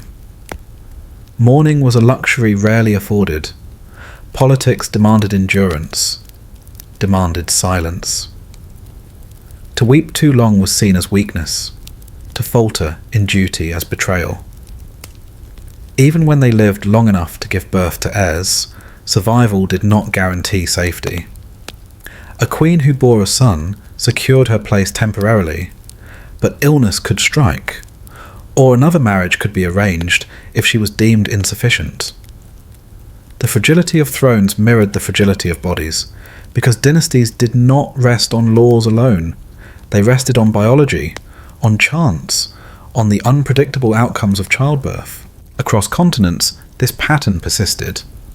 In Mughal India, in Ottoman courts, in the dynasties of China, the health of young brides determined the continuity of empires. The women behind veils and palace walls were more than companions. They were the lifeblood of succession. Their fragility could destabilize even the mightiest of realms. A sultan without heirs faced rebellion. An emperor with only daughters risked the fracturing of his dynasty. And in every instance, the cause could be traced back to the fragile body of a girl compelled to bear more than her body could sustain. The medical knowledge of the time offered little relief. Midwives and physicians could observe the risks, but rarely prevent them. Remedies were offered, herbs, prayers, amulets, but these could not alter the fundamental reality. Child brides often died young, and when they did, thrones trembled. The mortality rate of mothers was so high that noble families almost expected to replace one bride with another, as though dynastic marriage were a revolving door of sacrifice. The wider society bore witness to this fragility, though often without words. Chronicles recorded deaths in brief lines, reducing young lives to phrases like "she died in childbed" or "she produced no heir." Behind those words lay entire dynasties unravelling, alliances dissolving, wars flaring. The quiet death of a girl in a chamber could ignite violence across continents. The throne, draped in grandeur, was only as strong as the child who sat weeping on its steps, her future already mapped by forces she could not resist. This vulnerability did not go unnoticed by opportunists. Rivals seized upon infertility, upon the deaths of brides, upon dynasties weakened by fragile lines of succession. Wars of inheritance erupted, not because kings lacked power, but because their wives and child brides could not survive the brutal demands placed upon them. The throne's weakness was the girl's weakness, magnified across society, weaponized by enemies. Even religion reinforced this delicate balance. The church sanctified marriages, demanded heirs, and condemned those who could not produce them. Yet in doing so, it inadvertently highlighted the fragility of the system itself. By tying divine favour to fertility, it placed impossible burdens on children too young to understand, too young to resist. When they faltered, it was seen as sin, as failure, as divine punishment, rather than as the inevitable consequence of forcing fragile bodies into adult roles. The irony remained sharp. Kingdoms rose and fell not on the strength of armies alone, but on the survival of girls who were never given the chance to become women. Thrones, built to last for centuries, crumbled because a child's body could not endure what was demanded of it. The fragility of dynasties was written not in treaties or battles, but in the cries of childbirth, the silence of miscarriage, the mourning veils of courts, where girls died unnamed and unremembered. And so history moved forward, fragile step by fragile step, built upon bodies that could not bear the load placed upon them. Each throne glittered with power, yet trembled beneath the truth. Its foundation was never stone, but flesh, and that flesh was often far too young, far too fragile, to uphold the dreams of empires. The fragile balance of dynasties, so heavily dependent on the survival of child brides, often tipped not only in childbirth, but in the sudden deaths of husbands who were older, sickly, or drawn into war. A girl married at 10 or 12 might find herself a widow before she was even old enough to understand the full shape of marriage itself. Widowhood was rarely freedom. More often, it was another prison, built of silence, suspicion, and endless waiting. The moment a husband died, the whispers began. Advisors, families, and priests all turned toward the widow, measuring her body once again as though she were a ledger to be balanced. Was she pregnant? Could she bear a posthumous heir? If her belly showed promise, she became both invaluable and vulnerable, guarded closely to ensure no rival line threatened the claim. If she was not with child, she was suddenly a liability, an expensive ornament to maintain, a potential pawn to remarry, or worse, a shadow to be hidden away in cloisters and convents. For many child brides, widowhood arrived almost as swiftly as marriage. Husbands decades older succumbed to illness, to the violence of tournaments, or to the battlefields where noble blood spilled freely. The girl left behind was scarcely more than a child still, yet she was thrust into a role lined with suspicion and constraint. Too young to rule, too powerless to command, she became a symbol of uncertainty. Courts grew restless in her presence, waiting to see whether her womb carried the future, or whether her existence marked the end of a dynasty. In these moments, entire kingdoms leaned forward, listening for whispers. Had the young widow quickened with child? Midwives watched closely, whispering their findings in secret. Rumours spread faster than truth, and those rumours could set off wars. A swelling belly meant hope, meant continuity. An empty womb meant chaos.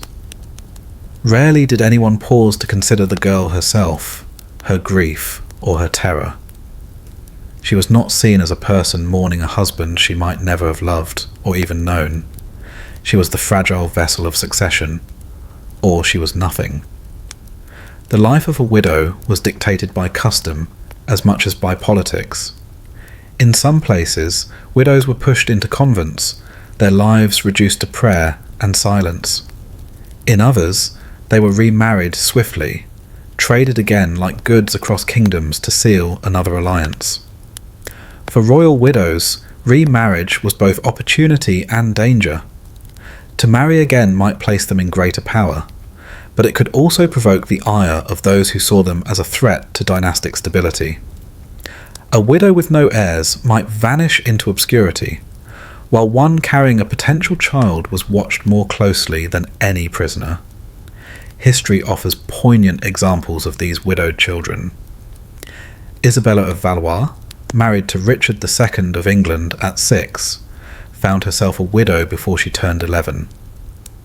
Too young to bear children, too young to understand her own position, she became a bargaining piece once again, promised to another king before she had even outgrown her dolls. Her short life became a chain of marriages, deaths, and negotiations, each step shadowed by widowhood's chill. In France, Spain, and beyond, noble girls endured similar fates. Some were left widows before their bodies had even matured, their lives rerouted toward convents where silence was demanded, as though their very existence embarrassed the dynasties that had gambled on them. The veil of widowhood was not only black cloth, but the erasure of youth, of laughter, of the brief years of childhood stolen by politics. Even when widows were older, their positions were perilous. A widow could wield influence, especially if she bore the heir, but influence invited suspicion. Accusations of manipulation, of witchcraft, of secret liaisons could surface with ease. A child bride turned widow was especially vulnerable, for she lacked the experience to defend herself against the currents of a court intrigue. Every gesture was watched, every word weighed. A smile at the wrong moment, a conversation with the wrong man, could condemn her to disgrace, or worse. The weight of widowhood carried another cruelty: loneliness. Many of these girls had already been torn from their families, sent to live among strangers. When their husbands died, they often lost their last tie to protection. Surrounded by courtiers who saw them as pawns, they had little comfort, little companionship. Their grief was stifled, their voices muted, their memories brushed aside as unimportant. The absence of the husband was less a matter of love lost and more a political inconvenience. Yet for the child widow, the silence could be unbearable. She had been thrust into adulthood, then into widowhood, all before reaching the age most children would be learning games or songs. For kingdoms, widowhood was a dangerous interlude. It was a pause between certainty and collapse. Without heirs, thrones trembled, rivals stirred. The widow herself became the focal point of speculation. Would she be remarried to strengthen the throne again? Would she be locked away? Would her potential child live long enough to inherit? Each path carried risks, and each risk was tied to a girl who rarely had the chance to speak for herself. The whispers of widowhood did not fade easily. They lingered in halls, in churches, in the chambers where advisors debated futures. Widows carried the shadow of suspicion with them wherever they went. A widow too young to conceive was forgotten, but a widow capable of childbearing was never left alone. She was followed, watched, guarded, until her life no longer posed a threat to the careful balance of dynasties. And so, widowhood became its own kind of death, a death of freedom, of choice, of youth. The child brides who survived marriage and childbirth often found themselves confined again by widowhood's chains.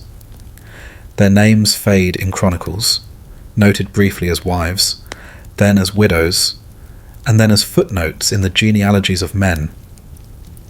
Their voices are lost, but their silence speaks still, of girls dressed in black, walking through endless corridors of castles, burdened not by love or loss alone, but by the weight of dynasties that had consumed their lives before they had even begun.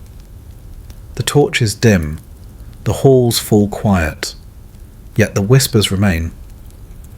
Widowhood was not an end, but a continuation of captivity, a reminder that survival did not always mean freedom.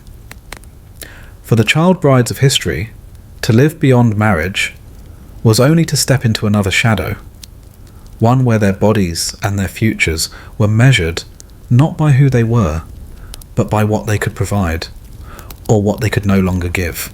The tolling of church bells marked every stage of life in the medieval world: birth, marriage, and death.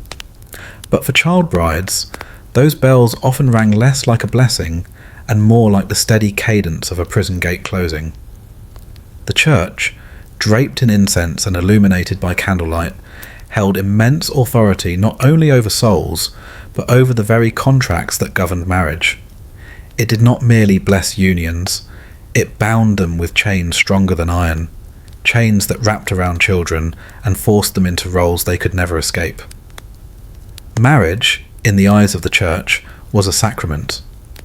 That meant it was not simply a contract between families, it was a covenant with God, one that could not be broken except by death. The words whispered at an altar, even by lips scarcely old enough to pronounce them clearly, became eternal vows in the eyes of priests.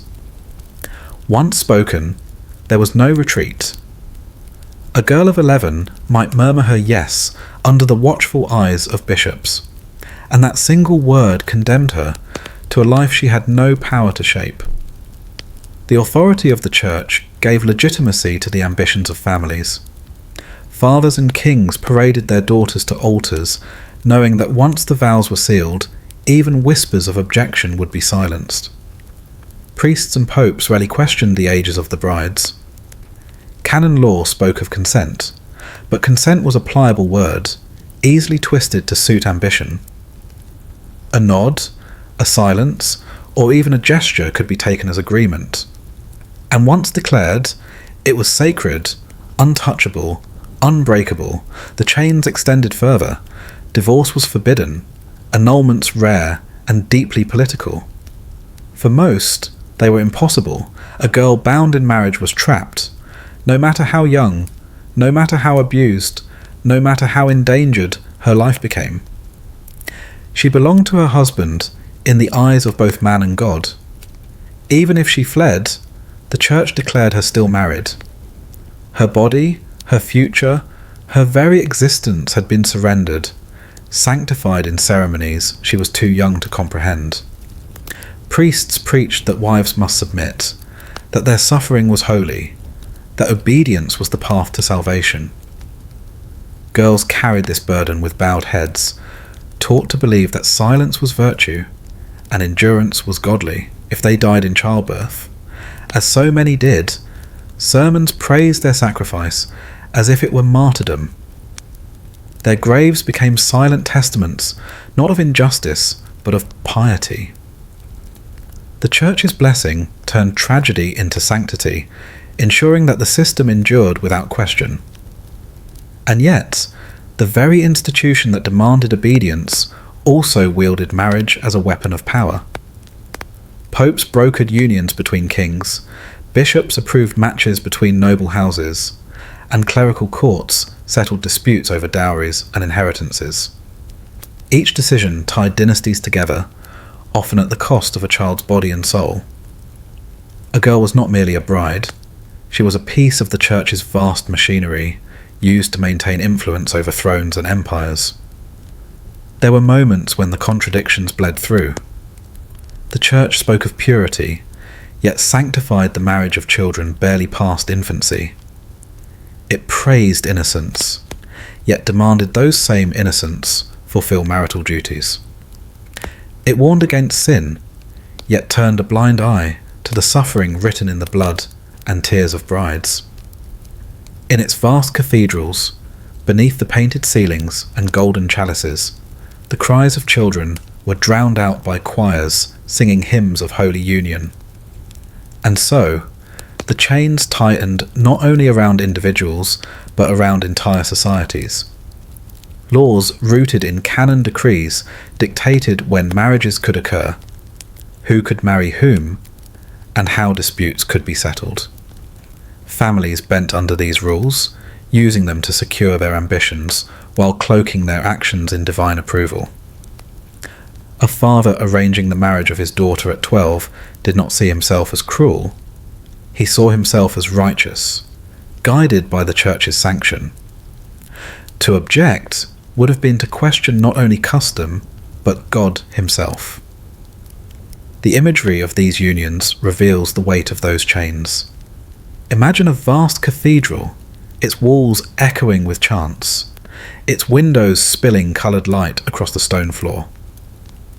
At the altar stands a bishop in embroidered robes, beside him a groom in his 30s or 40s, and beside him a bride no taller than his shoulder, her hands trembling in her sleeves.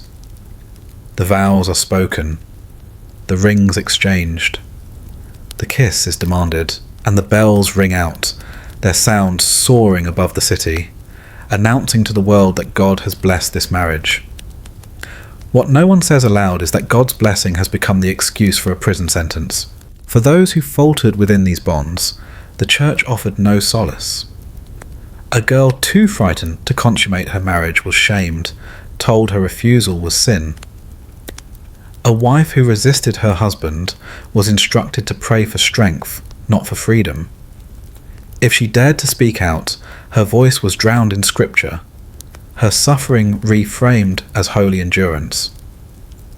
To challenge the marriage was to challenge the church, and to challenge the church was to risk excommunication, isolation, even death. The binding chains extended even into death. Widows were pressured to remain loyal, to remarry only with approval, to dedicate themselves to prayer if they resisted another union. Some were forced into convents, where the chains of vows simply shifted from marriage to monasticism. Life remained a cage, gilded with the language of devotion. The cruelty was sharpened by the way the church cloaked everything in sacred ritual. The binding words, the incense, the solemn prayers, all gave the illusion of holiness to what was, in truth, the systematic stripping of childhood. The chains were invisible, but they held firm because they were sanctified. No sword could cut them, no plea could loosen them. To resist was to sin, to endure was to please God. And so, generation after generation of child brides stepped across cathedral thresholds, their fate sealed not only by the ambitions of families, but by the authority of an institution that called itself the guardian of souls. Thrones rose and fell, wars erupted and ended, but always the church remained, its chains tightening around the lives of girls who were never asked, never heard, never freed. The echoes of those bells linger still. They remind us that history's cruelty was not only in castles and courts, but in cathedrals, where vows were sanctified and suffering disguised as holiness. For the child brides caught in those ceremonies, the church was less a place of refuge than a fortress whose gates locked them into lives they could not escape. The rhythm of life in past centuries was relentless, and for child brides it often collapsed into a single grim expectation to bear children. The cradle, the birthing bed, and the grave lay dangerously close together. Childhood gave way not to freedom, not to growth, but to labour in the most literal sense. For girls scarcely past their own infancy, the burden of motherhood arrived far too soon, and yet the cruel irony was that children themselves often arrived too late, if they survived at all. A girl of 12 or 13, her body still slight and fragile, was suddenly thrust into the role of mother. The weight of expectation pressed down on her with a suffocating force. Her family looked to her for heirs, her husband demanded offspring to secure his name, and society itself measured her worth by her ability to produce life. Yet nature moved to a slower rhythm than ambition. The bodies of these girls, unready for pregnancy, often buckled under the strain. Wombs too small, bones not yet strong, hips not yet widened enough, all became battlegrounds where survival was uncertain. For many, the first pregnancy came swiftly after marriage.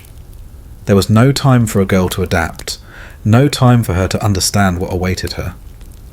The knowledge of childbirth, whispered from woman to woman, carried a tone of dread. Midwives spoke of the risks, though no warning could prepare a child for the pain, the blood, the hours of labour that felt like years. In dim chambers lit by candles or firelight, screams filled the air while priests muttered prayers, urging patience, urging endurance. But patience did not save them. Endurance did not guarantee life. The act of giving birth was not only a trial of the body, but a gamble with death. Puerperal fever swept through homes, claiming mothers who had only just held their infants. Hemorrhages left young wives pale and lifeless, their newborns wailing beside them. And when both mother and child perished, the silence left behind was almost ritualistic, absorbed into the endless cycle of expectation. Families grieved, but they rarely questioned. A girl's death in childbirth was seen as a sad but natural outcome, a risk accepted as part of her duty. When children did arrive, survival was never guaranteed. High infant mortality meant that even those who endured the dangers of pregnancy often held their babies only briefly before illness carried them away. Small bodies wasted by fevers, lungs too weak to draw breath, sudden seizures in the night. These shadows stalked every household. For the child bride, the cruelty was doubled, too young to be a mother, too unready to carry life, and yet too often forced to grieve the children she was compelled to bear. The pressure of lineage made these tragedies all the heavier. Noble houses demanded heirs, and a young bride's failure to produce surviving children could unravel alliances, weaken dynasties, and tarnish her reputation. Blame, of course, did not fall on the men. It was the girl who bore the weight of disappointment, as if her body alone carried the fault. She was too young, too fragile, and yet held accountable for forces beyond her control. The whisper of barren followed her like a curse, even when the truth lay in the frailty of infants or the dangers of medicine too primitive to intervene. The stories of such young mothers are scattered like fragments in chronicles and letters.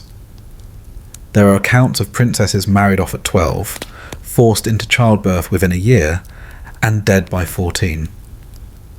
There are records of common girls, nameless to history, buried in churchyards alongside infants who never took a first step. Their graves were dug quickly, their lives remembered only as failures or sacrifices to the unyielding demand for heirs. And yet, amid this cycle, there was a strange dissonance. Society continued to celebrate motherhood as the pinnacle of a woman's existence. Poets praised fertile wives, artists painted serene Madonnas, priests extolled the sanctity of bearing children. None of these images revealed the truth of the ordeal, the exhaustion, the danger, the suffocating loss of self. For child brides, motherhood was not a gentle fulfillment, but an accelerated burden, one that arrived before they themselves had even learned what it meant to live. The paradox grew sharper in households where children did not survive.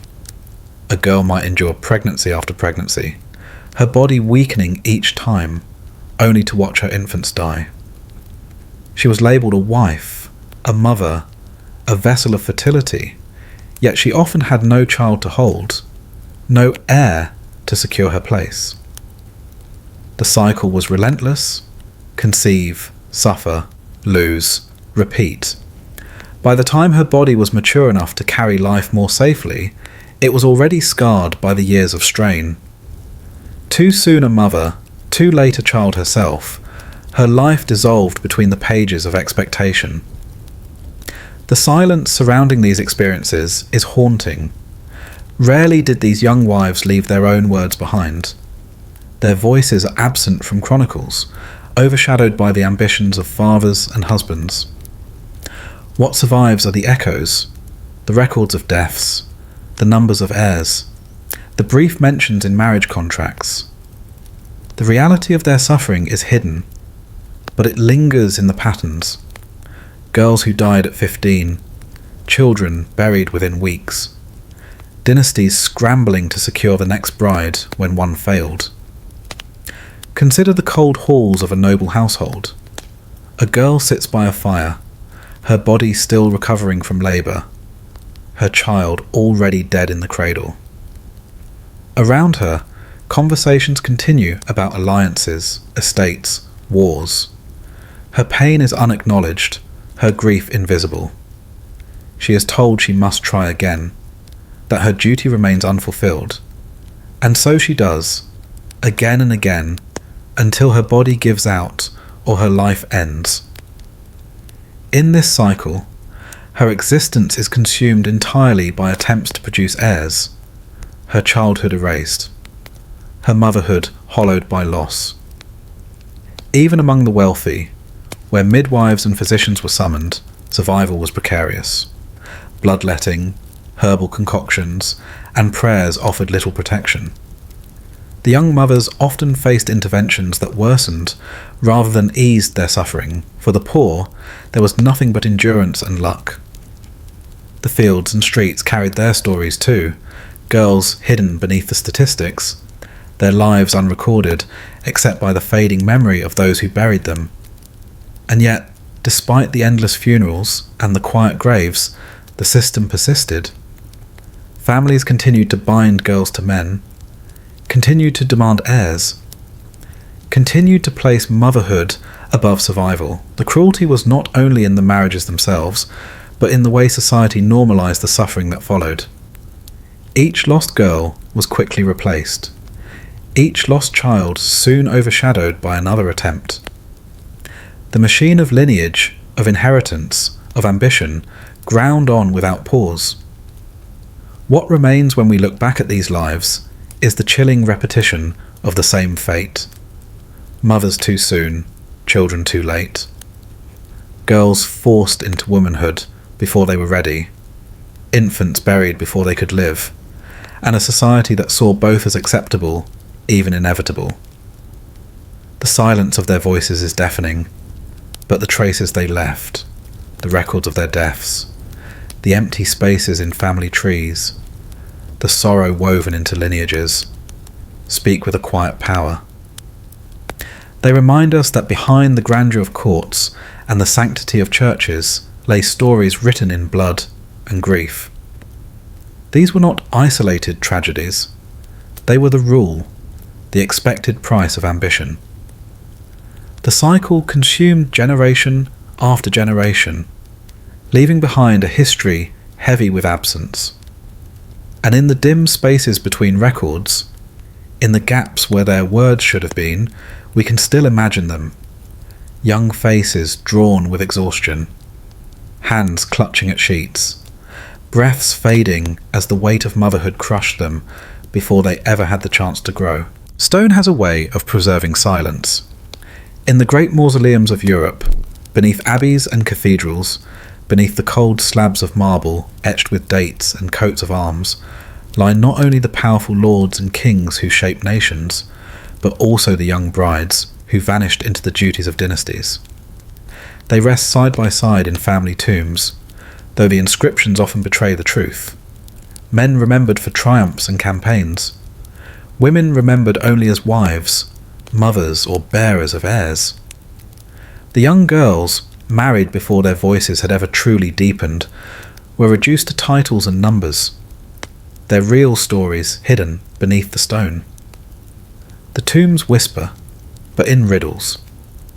You can trace the outline of a husband's effigy, carved in armour, stern and eternal, while beside him lies a girl whose face is delicately carved, yet expressionless. Sometimes the inscription gives her age, 13, 14, 15. A life barely lived, yet she is entombed as if she had fulfilled her destiny. The grandeur of the monument disguises the truth. Behind those polished slabs lies a child who was consumed by expectation, sacrificed in the name of alliances and heirs. Family tombs became repositories of secrets, disguising tragedy as continuity. Each generation that added another figure to the vault concealed the human cost of sustaining the lineage. The marble told a story of permanence, of dynasties unbroken, but beneath it lay bodies of children who had been broken long before their time.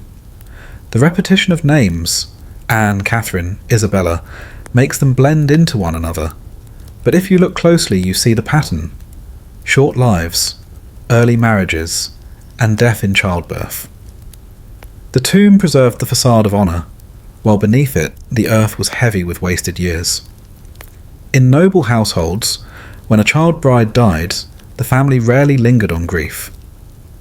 The body was dressed in fine fabrics, lowered into the tomb, and the alliance pressed onward. Another daughter, another bride, another attempt to produce the heir who was always the true prize. The loss was folded into the stone records, concealed behind coats of arms and Latin phrases, as though the girl had simply fulfilled her small role and exited without consequence. There are tombs where infants lie between their mothers and fathers, barely remembered, their presence marked only with a tiny carving of swaddling clothes. These small figures remind us of how often the story ended in sorrow. The girl too young to be a mother carried the child too weak to live. And together they descended into the family vault, joining generations whose names blurred into one long lineage of suffering. The secrecy of tombs was not accidental.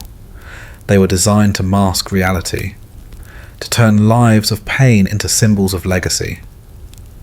The more elaborate the monument, the greater the silence it imposed. Grand effigies stood above hollowed vaults, where coffins of young brides stacked one upon another, each wrapped in shrouds of expectation.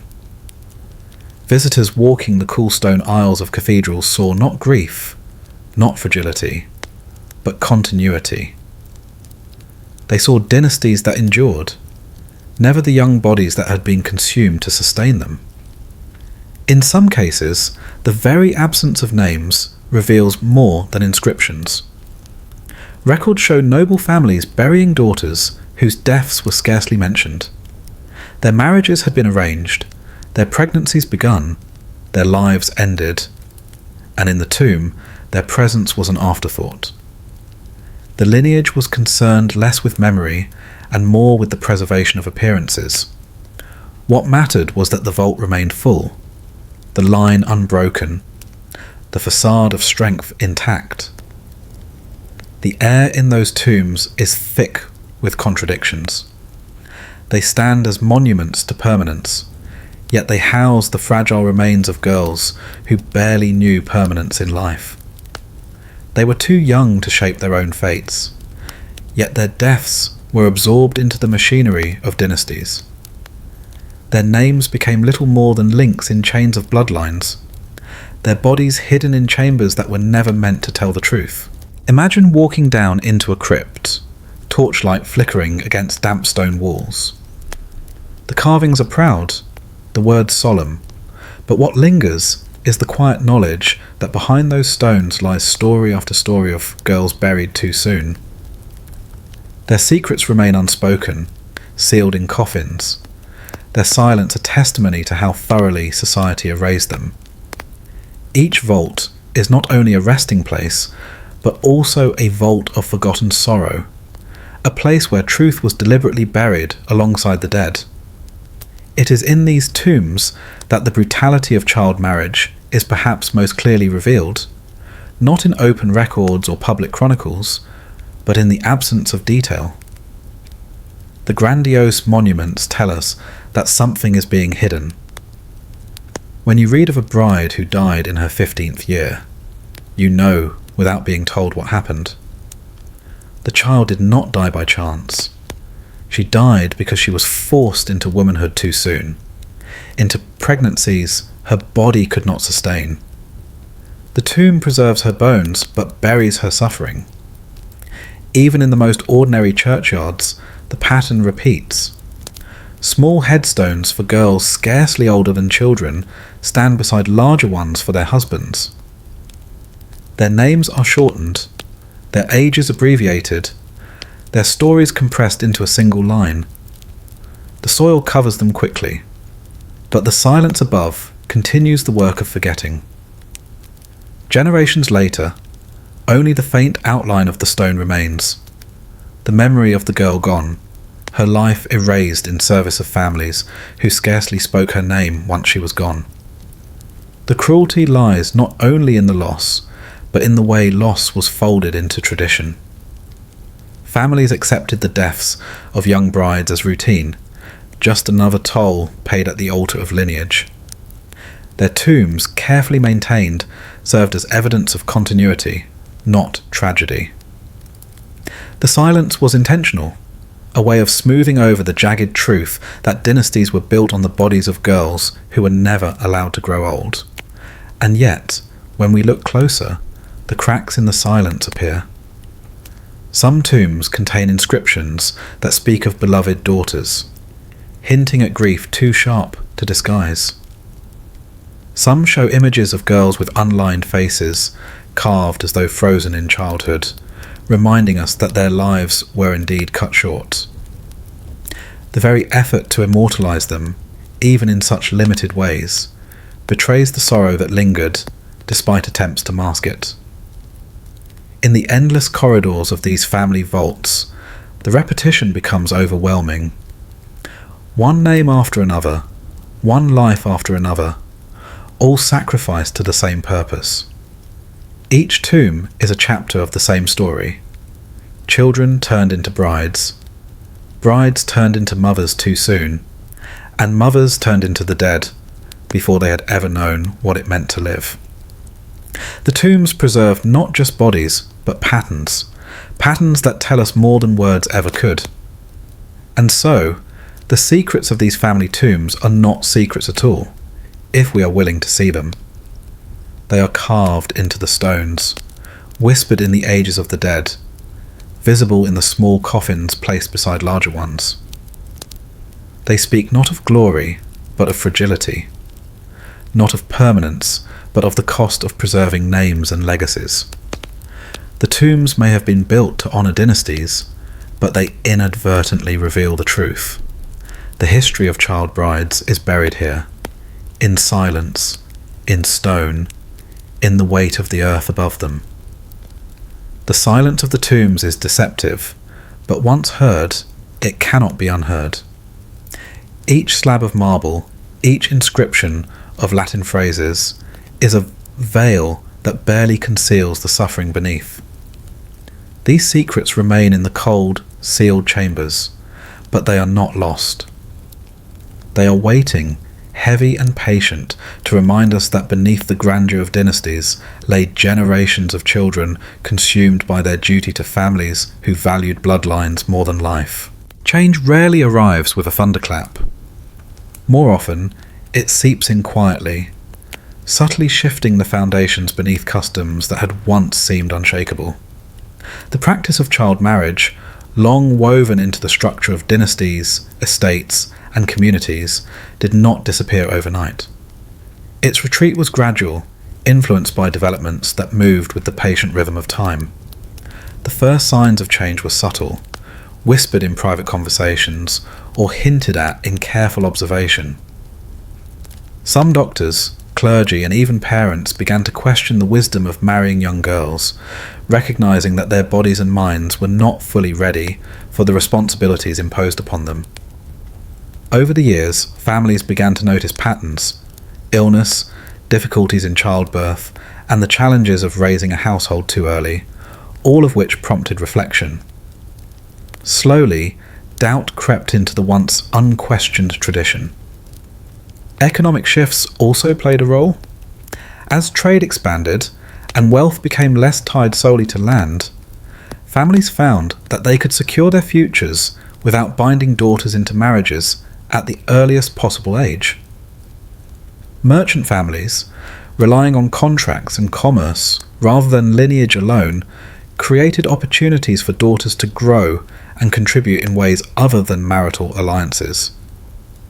Wealth and influence could now be achieved through trade, diplomacy, or apprenticeship, allowing a few children the rare gift of more years before being formally married. Religion too began to adjust. The Church, which had long sanctioned early marriages, gradually recognised the benefits of raising the minimum age for unions. Clergy cautiously encouraged families to allow young girls more time to mature before taking on the responsibilities of marriage. Enforcement remained inconsistent, but small steps were taken. Some communities delayed weddings until the bride was closer to adulthood, and priests became more mindful of the well-being of their parishioners. Medical knowledge added another layer to this change.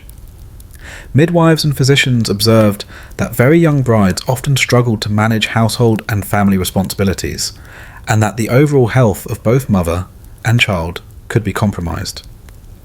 These insights spread quietly, through letters, records and conversations, reinforcing the idea that allowing children more time to grow was both prudent and beneficial. Even within noble courts, the political landscape shifted. The fragility of young brides and the uncertainty of heirs became clear when dynasties faced disputes, succession issues, or unexpected deaths. Marrying daughters too young often destabilized families rather than strengthening them. Gradually, strategic thinking encouraged longer periods of preparation, ensuring that brides were better equipped to fulfill their roles, not necessarily out of compassion, but as a practical choice to maintain influence and continuity. Among common families, change came even more gradually. In villages, children were often needed for work in fields or workshops before they could be married. Apprenticeships, guilds, and other forms of labour extended childhood in practical ways. Families discovered that allowing children a few more years before marriage could be advantageous, stronger, more capable, and better able to manage households and responsibilities when the time came. Yet the retreat of tradition was not straightforward. Many families resisted, clinging to old practices and fearing societal judgment.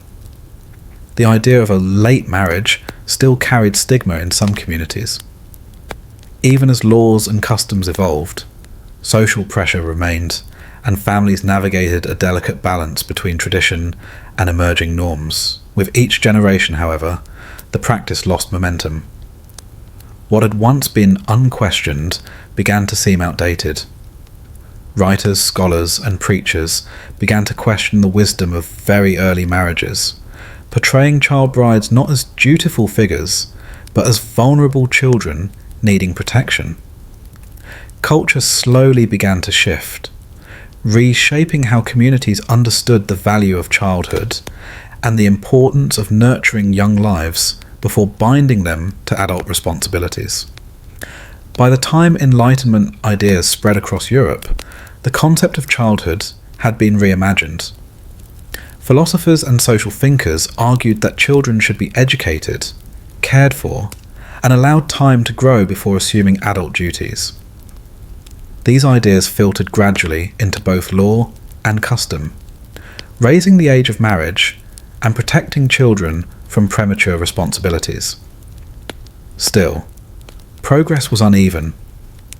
In some regions, families quickly adopted new norms, while in others, child marriages persisted, particularly in isolated areas or among traditional communities. The old practice did not vanish overnight. It lingered, shrinking gradually as the centuries passed, slowly becoming less visible and less common. The quiet dismantling of this tradition carried its own weight. There were no sweeping declarations or revolutions that ended the practice. Instead, it dissolved incrementally, influenced by necessity, shifting social values, and growing awareness of children's needs. What remained were lessons learned from the generations that had lived within the old system, the wisdom that emerged from reflection, observation, and experience. Over time, families spoke less of the early marriages that had shaped their histories. Records became vaguer, inscriptions fewer, and the stories of young brides gradually faded into memory. Yet if one looks closely at archival documents, registers and family histories, the traces remain. Ages recorded in careful script show the girls who married young, and the transitions they endured before adulthood. The slow decline of child marriage is not a story of sudden triumph, but of gradual adaptation.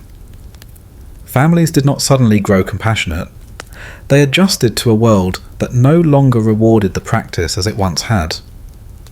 The legacy of past generations, the challenges faced by children, laid the groundwork for change, allowing future generations to grow and flourish in ways previously denied.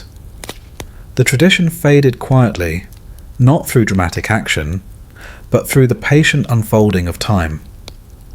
Societies evolved, economies shifted, and ideas about childhood transformed. The remnants of the old practice became historical lessons, reminding us of a past shaped by endurance, adaptation, and the gradual recognition of children as individuals with the right to grow, learn, and live fully before assuming adult responsibilities. In the end, the slow decline of tradition was not marked by fanfare, but by subtle change. It was a process shaped by reflection, necessity, and insight. The past still whispers its lessons, inviting us to recognize the resilience of those who lived under the old ways and the progress achieved by those who followed. Time has a way of softening edges, of turning sharp screams into distant whispers. Yet not all echoes fade so kindly. Some, like the muted cries of child brides whose lives were sewn into patterns of suffering, linger with a persistence that centuries cannot erase. They cling to forgotten walls of castles, to yellowed parchments in church records, and to the earth itself, where countless small graves were dug too soon. It is easy, from the safe distance of the present, to imagine these girls as nameless figures of history, trapped in a blur of eras and customs. But their presence still presses faintly against us. Their echoes live in lullabies that mothers whispered to children not yet ready to carry such heavy titles, in the brittle fragments of letters, in laws drafted in their name, yet never for their protection. They are not gone, not entirely. History has simply trained us to stop listening. The weight of their stories emerges most clearly in the ruins left behind. Consider the small chapels attached to noble estates, where marriage registers sit quietly, their ink faded but legible. Names etched beside numbers, ages sometimes concealed, sometimes exposed in blunt numerals that still startle, 11, 12, 13. Next to them, the ages of husbands, double or even triple in size. The script is neat, composed by a cleric who likely saw this pairing as ordinary. Yet for the girl whose name curls across the page, the signing of that register was the signing away of childhood. The ink has not bled, but her tears did. In village folklore too, toppled, the memories of these unions survive, dressed up as cautionary tales, or softened into tragic songs. In one story passed down through parts of Eastern Europe, a bride so small that her wedding gown had to be stitched from a child's shroud was led to her new household. Her figure was described as a doll in silk, admired by guests who mistook frailty for beauty.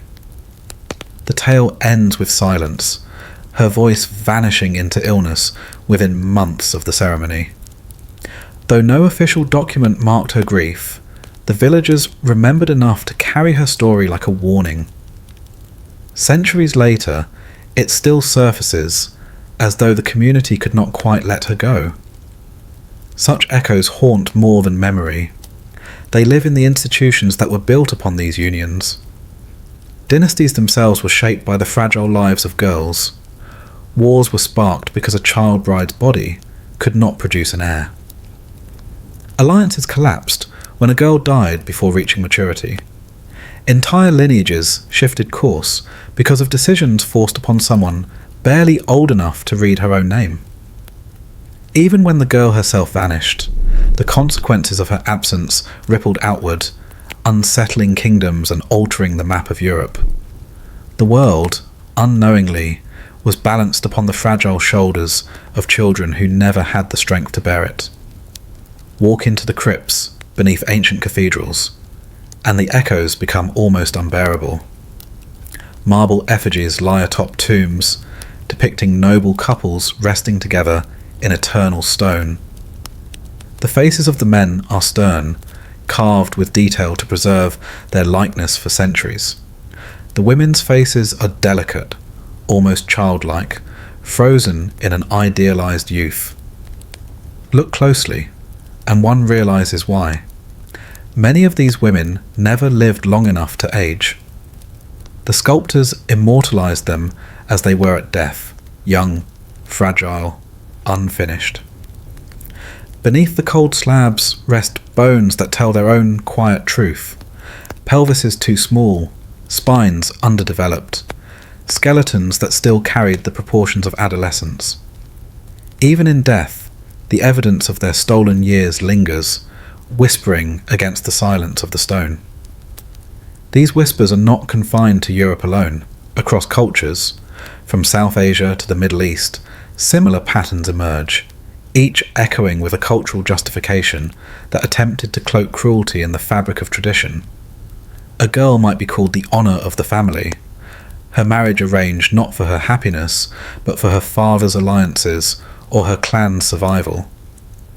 The echo here is one of repetition, story after story across regions and centuries, always with the same refrain of youth sacrificed at the altar of necessity.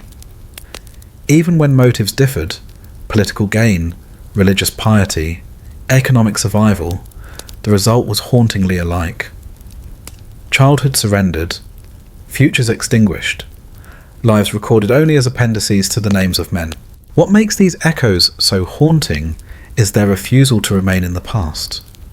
They seep forward, shaping patterns we still live with today. In places where child marriage persists, the voices of history call out more loudly, reminding us that the justifications we hear now are the same ones used hundreds of years ago. It protects her. It secures her family. It honours tradition. The excuses have not aged. They linger like old songs sung in a new key. The tragedy is not only that we once allowed children to suffer, but that the echo of that permission still vibrates in parts of the modern world. Yet there is another kind of echo, one that carries not sorrow, but warning. Historians, sifting through the brittle layers of parchment and stone, have begun to listen differently. They find not just statistics of death and birth, but patterns of resistance, small notes of defiance that ripple faintly through the centuries. A letter smuggled by a girl to her parents, pleading not to be sent away. A folk song where the bride speaks with bitterness instead of joy. Legal petitions, rare but significant, where a child or her family sought annulment of a marriage made too soon. These faint records are the voices that survived, soft but insistent, reminding us that not everyone accepted silence as their fate. And still, the strongest echoes are the ones we cannot name. They belong to the countless who left no letters, no tombs, no trace beyond the briefest entries in parish books. Their lives flickered so faintly that history barely noticed.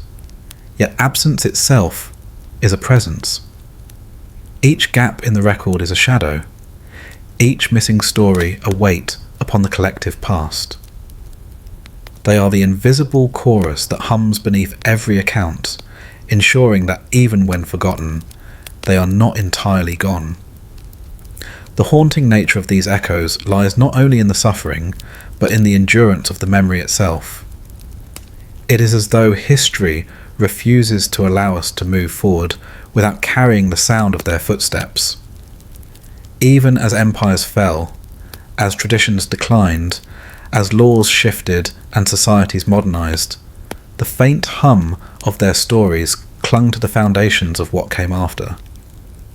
The modern world was built in part, upon the backs of those whose lives were abbreviated by marriage too soon. In this way, every old village church, every castle chamber, every tomb carved in marble, is not simply a relic of stone and time. It is a vessel for sound, an echo chamber for the cries, whispers, and sighs of girls who once walked its halls. The silence is not empty. It vibrates with what lingers. And if one leans in close enough, if one listens without distraction, the hum of those lost voices can still be heard. They haunt, not to frighten, but to remind, not to curse, but to warn.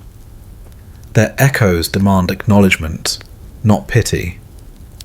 They ask us to hear, finally, what was once drowned out by hymns of tradition, by the rustle of wedding silks, by the chants of priests and the clang of swords.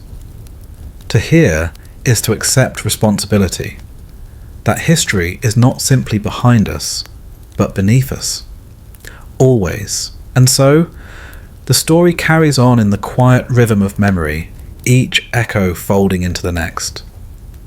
It is a lullaby of sorrow, yes, but also of endurance. For as long as these echoes remain, the girls who once wept in silence are not entirely lost.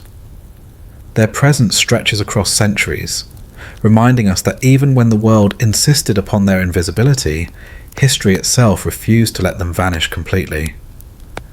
They are still here, in the dust of chapels, in the fading paint of murals, in the hollow of tombs, and in the space between words on fragile parchment. They wait in the silence, haunting gently, their echoes pressing softly against the present, as if to say, we were here, we mattered, and though we were forgotten by those who surrounded us, time itself remembers. And in that remembering, perhaps, lies the faintest possibility of peace. As the night settles, and the echoes of centuries whisper softly in the corners of memory, we reach the end of our journey through shadows, tombs, and halls where childhood was stolen before it could ever bloom. The stories of these young girls, carried across time through ink, stone, and faint oral whispers, linger still. They remind us that history is not always about battles won, lands conquered, or crowns worn. Sometimes it is about the quiet cost of traditions, the lives traded, and the innocence that slipped away unnoticed. What do you take away from these stories? Was it the weight of the alliances that bound children too soon, the silent grief that filled halls and chambers, or the resilience of fleeting innocence struggling to survive? Perhaps it is the realization that the past is never truly gone, that the echoes of choices, even made centuries ago, ripple forward into the present, shaping the world in ways both subtle and profound. As you reflect on these shadows, consider how delicate life once was, how fragile those early years could be, and how much courage it took simply to exist in a world that demanded you grow before your time. Let these stories settle around you, soft as the night air, leaving a quiet impression that lingers longer than the candlelight flickering in the corners of history. And now, as we close this chapter, I want to hear from you. Share in the comments what struck you the most. Was it the stories of nobility, the quiet tragedies of ordinary villages, or the haunting persistence of these echoes in tombs and records? Your reflections become part of this conversation, a bridge between centuries and the present, between the forgotten and those willing to remember. If these stories of shadowed childhood and vanished innocence moved you, lingered in your mind, or made you pause, then make sure you subscribe to our channel. Join us as we continue to uncover the corners of history most people overlook, the whispers and shadows that rarely reach the light, and the truths that have been hidden in plain sight for generations. Every subscription ensures that these stories, these echoes of the past, continue to be heard. So tonight, as you lay back and let your thoughts wander through corridors of castles, through silent churchyards and gilded chambers. Remember the children who lived and suffered within those walls. And as you carry their echoes with you, hit that subscribe button and allow the whispers of history to find you again here, in the quiet glow of curiosity and remembrance.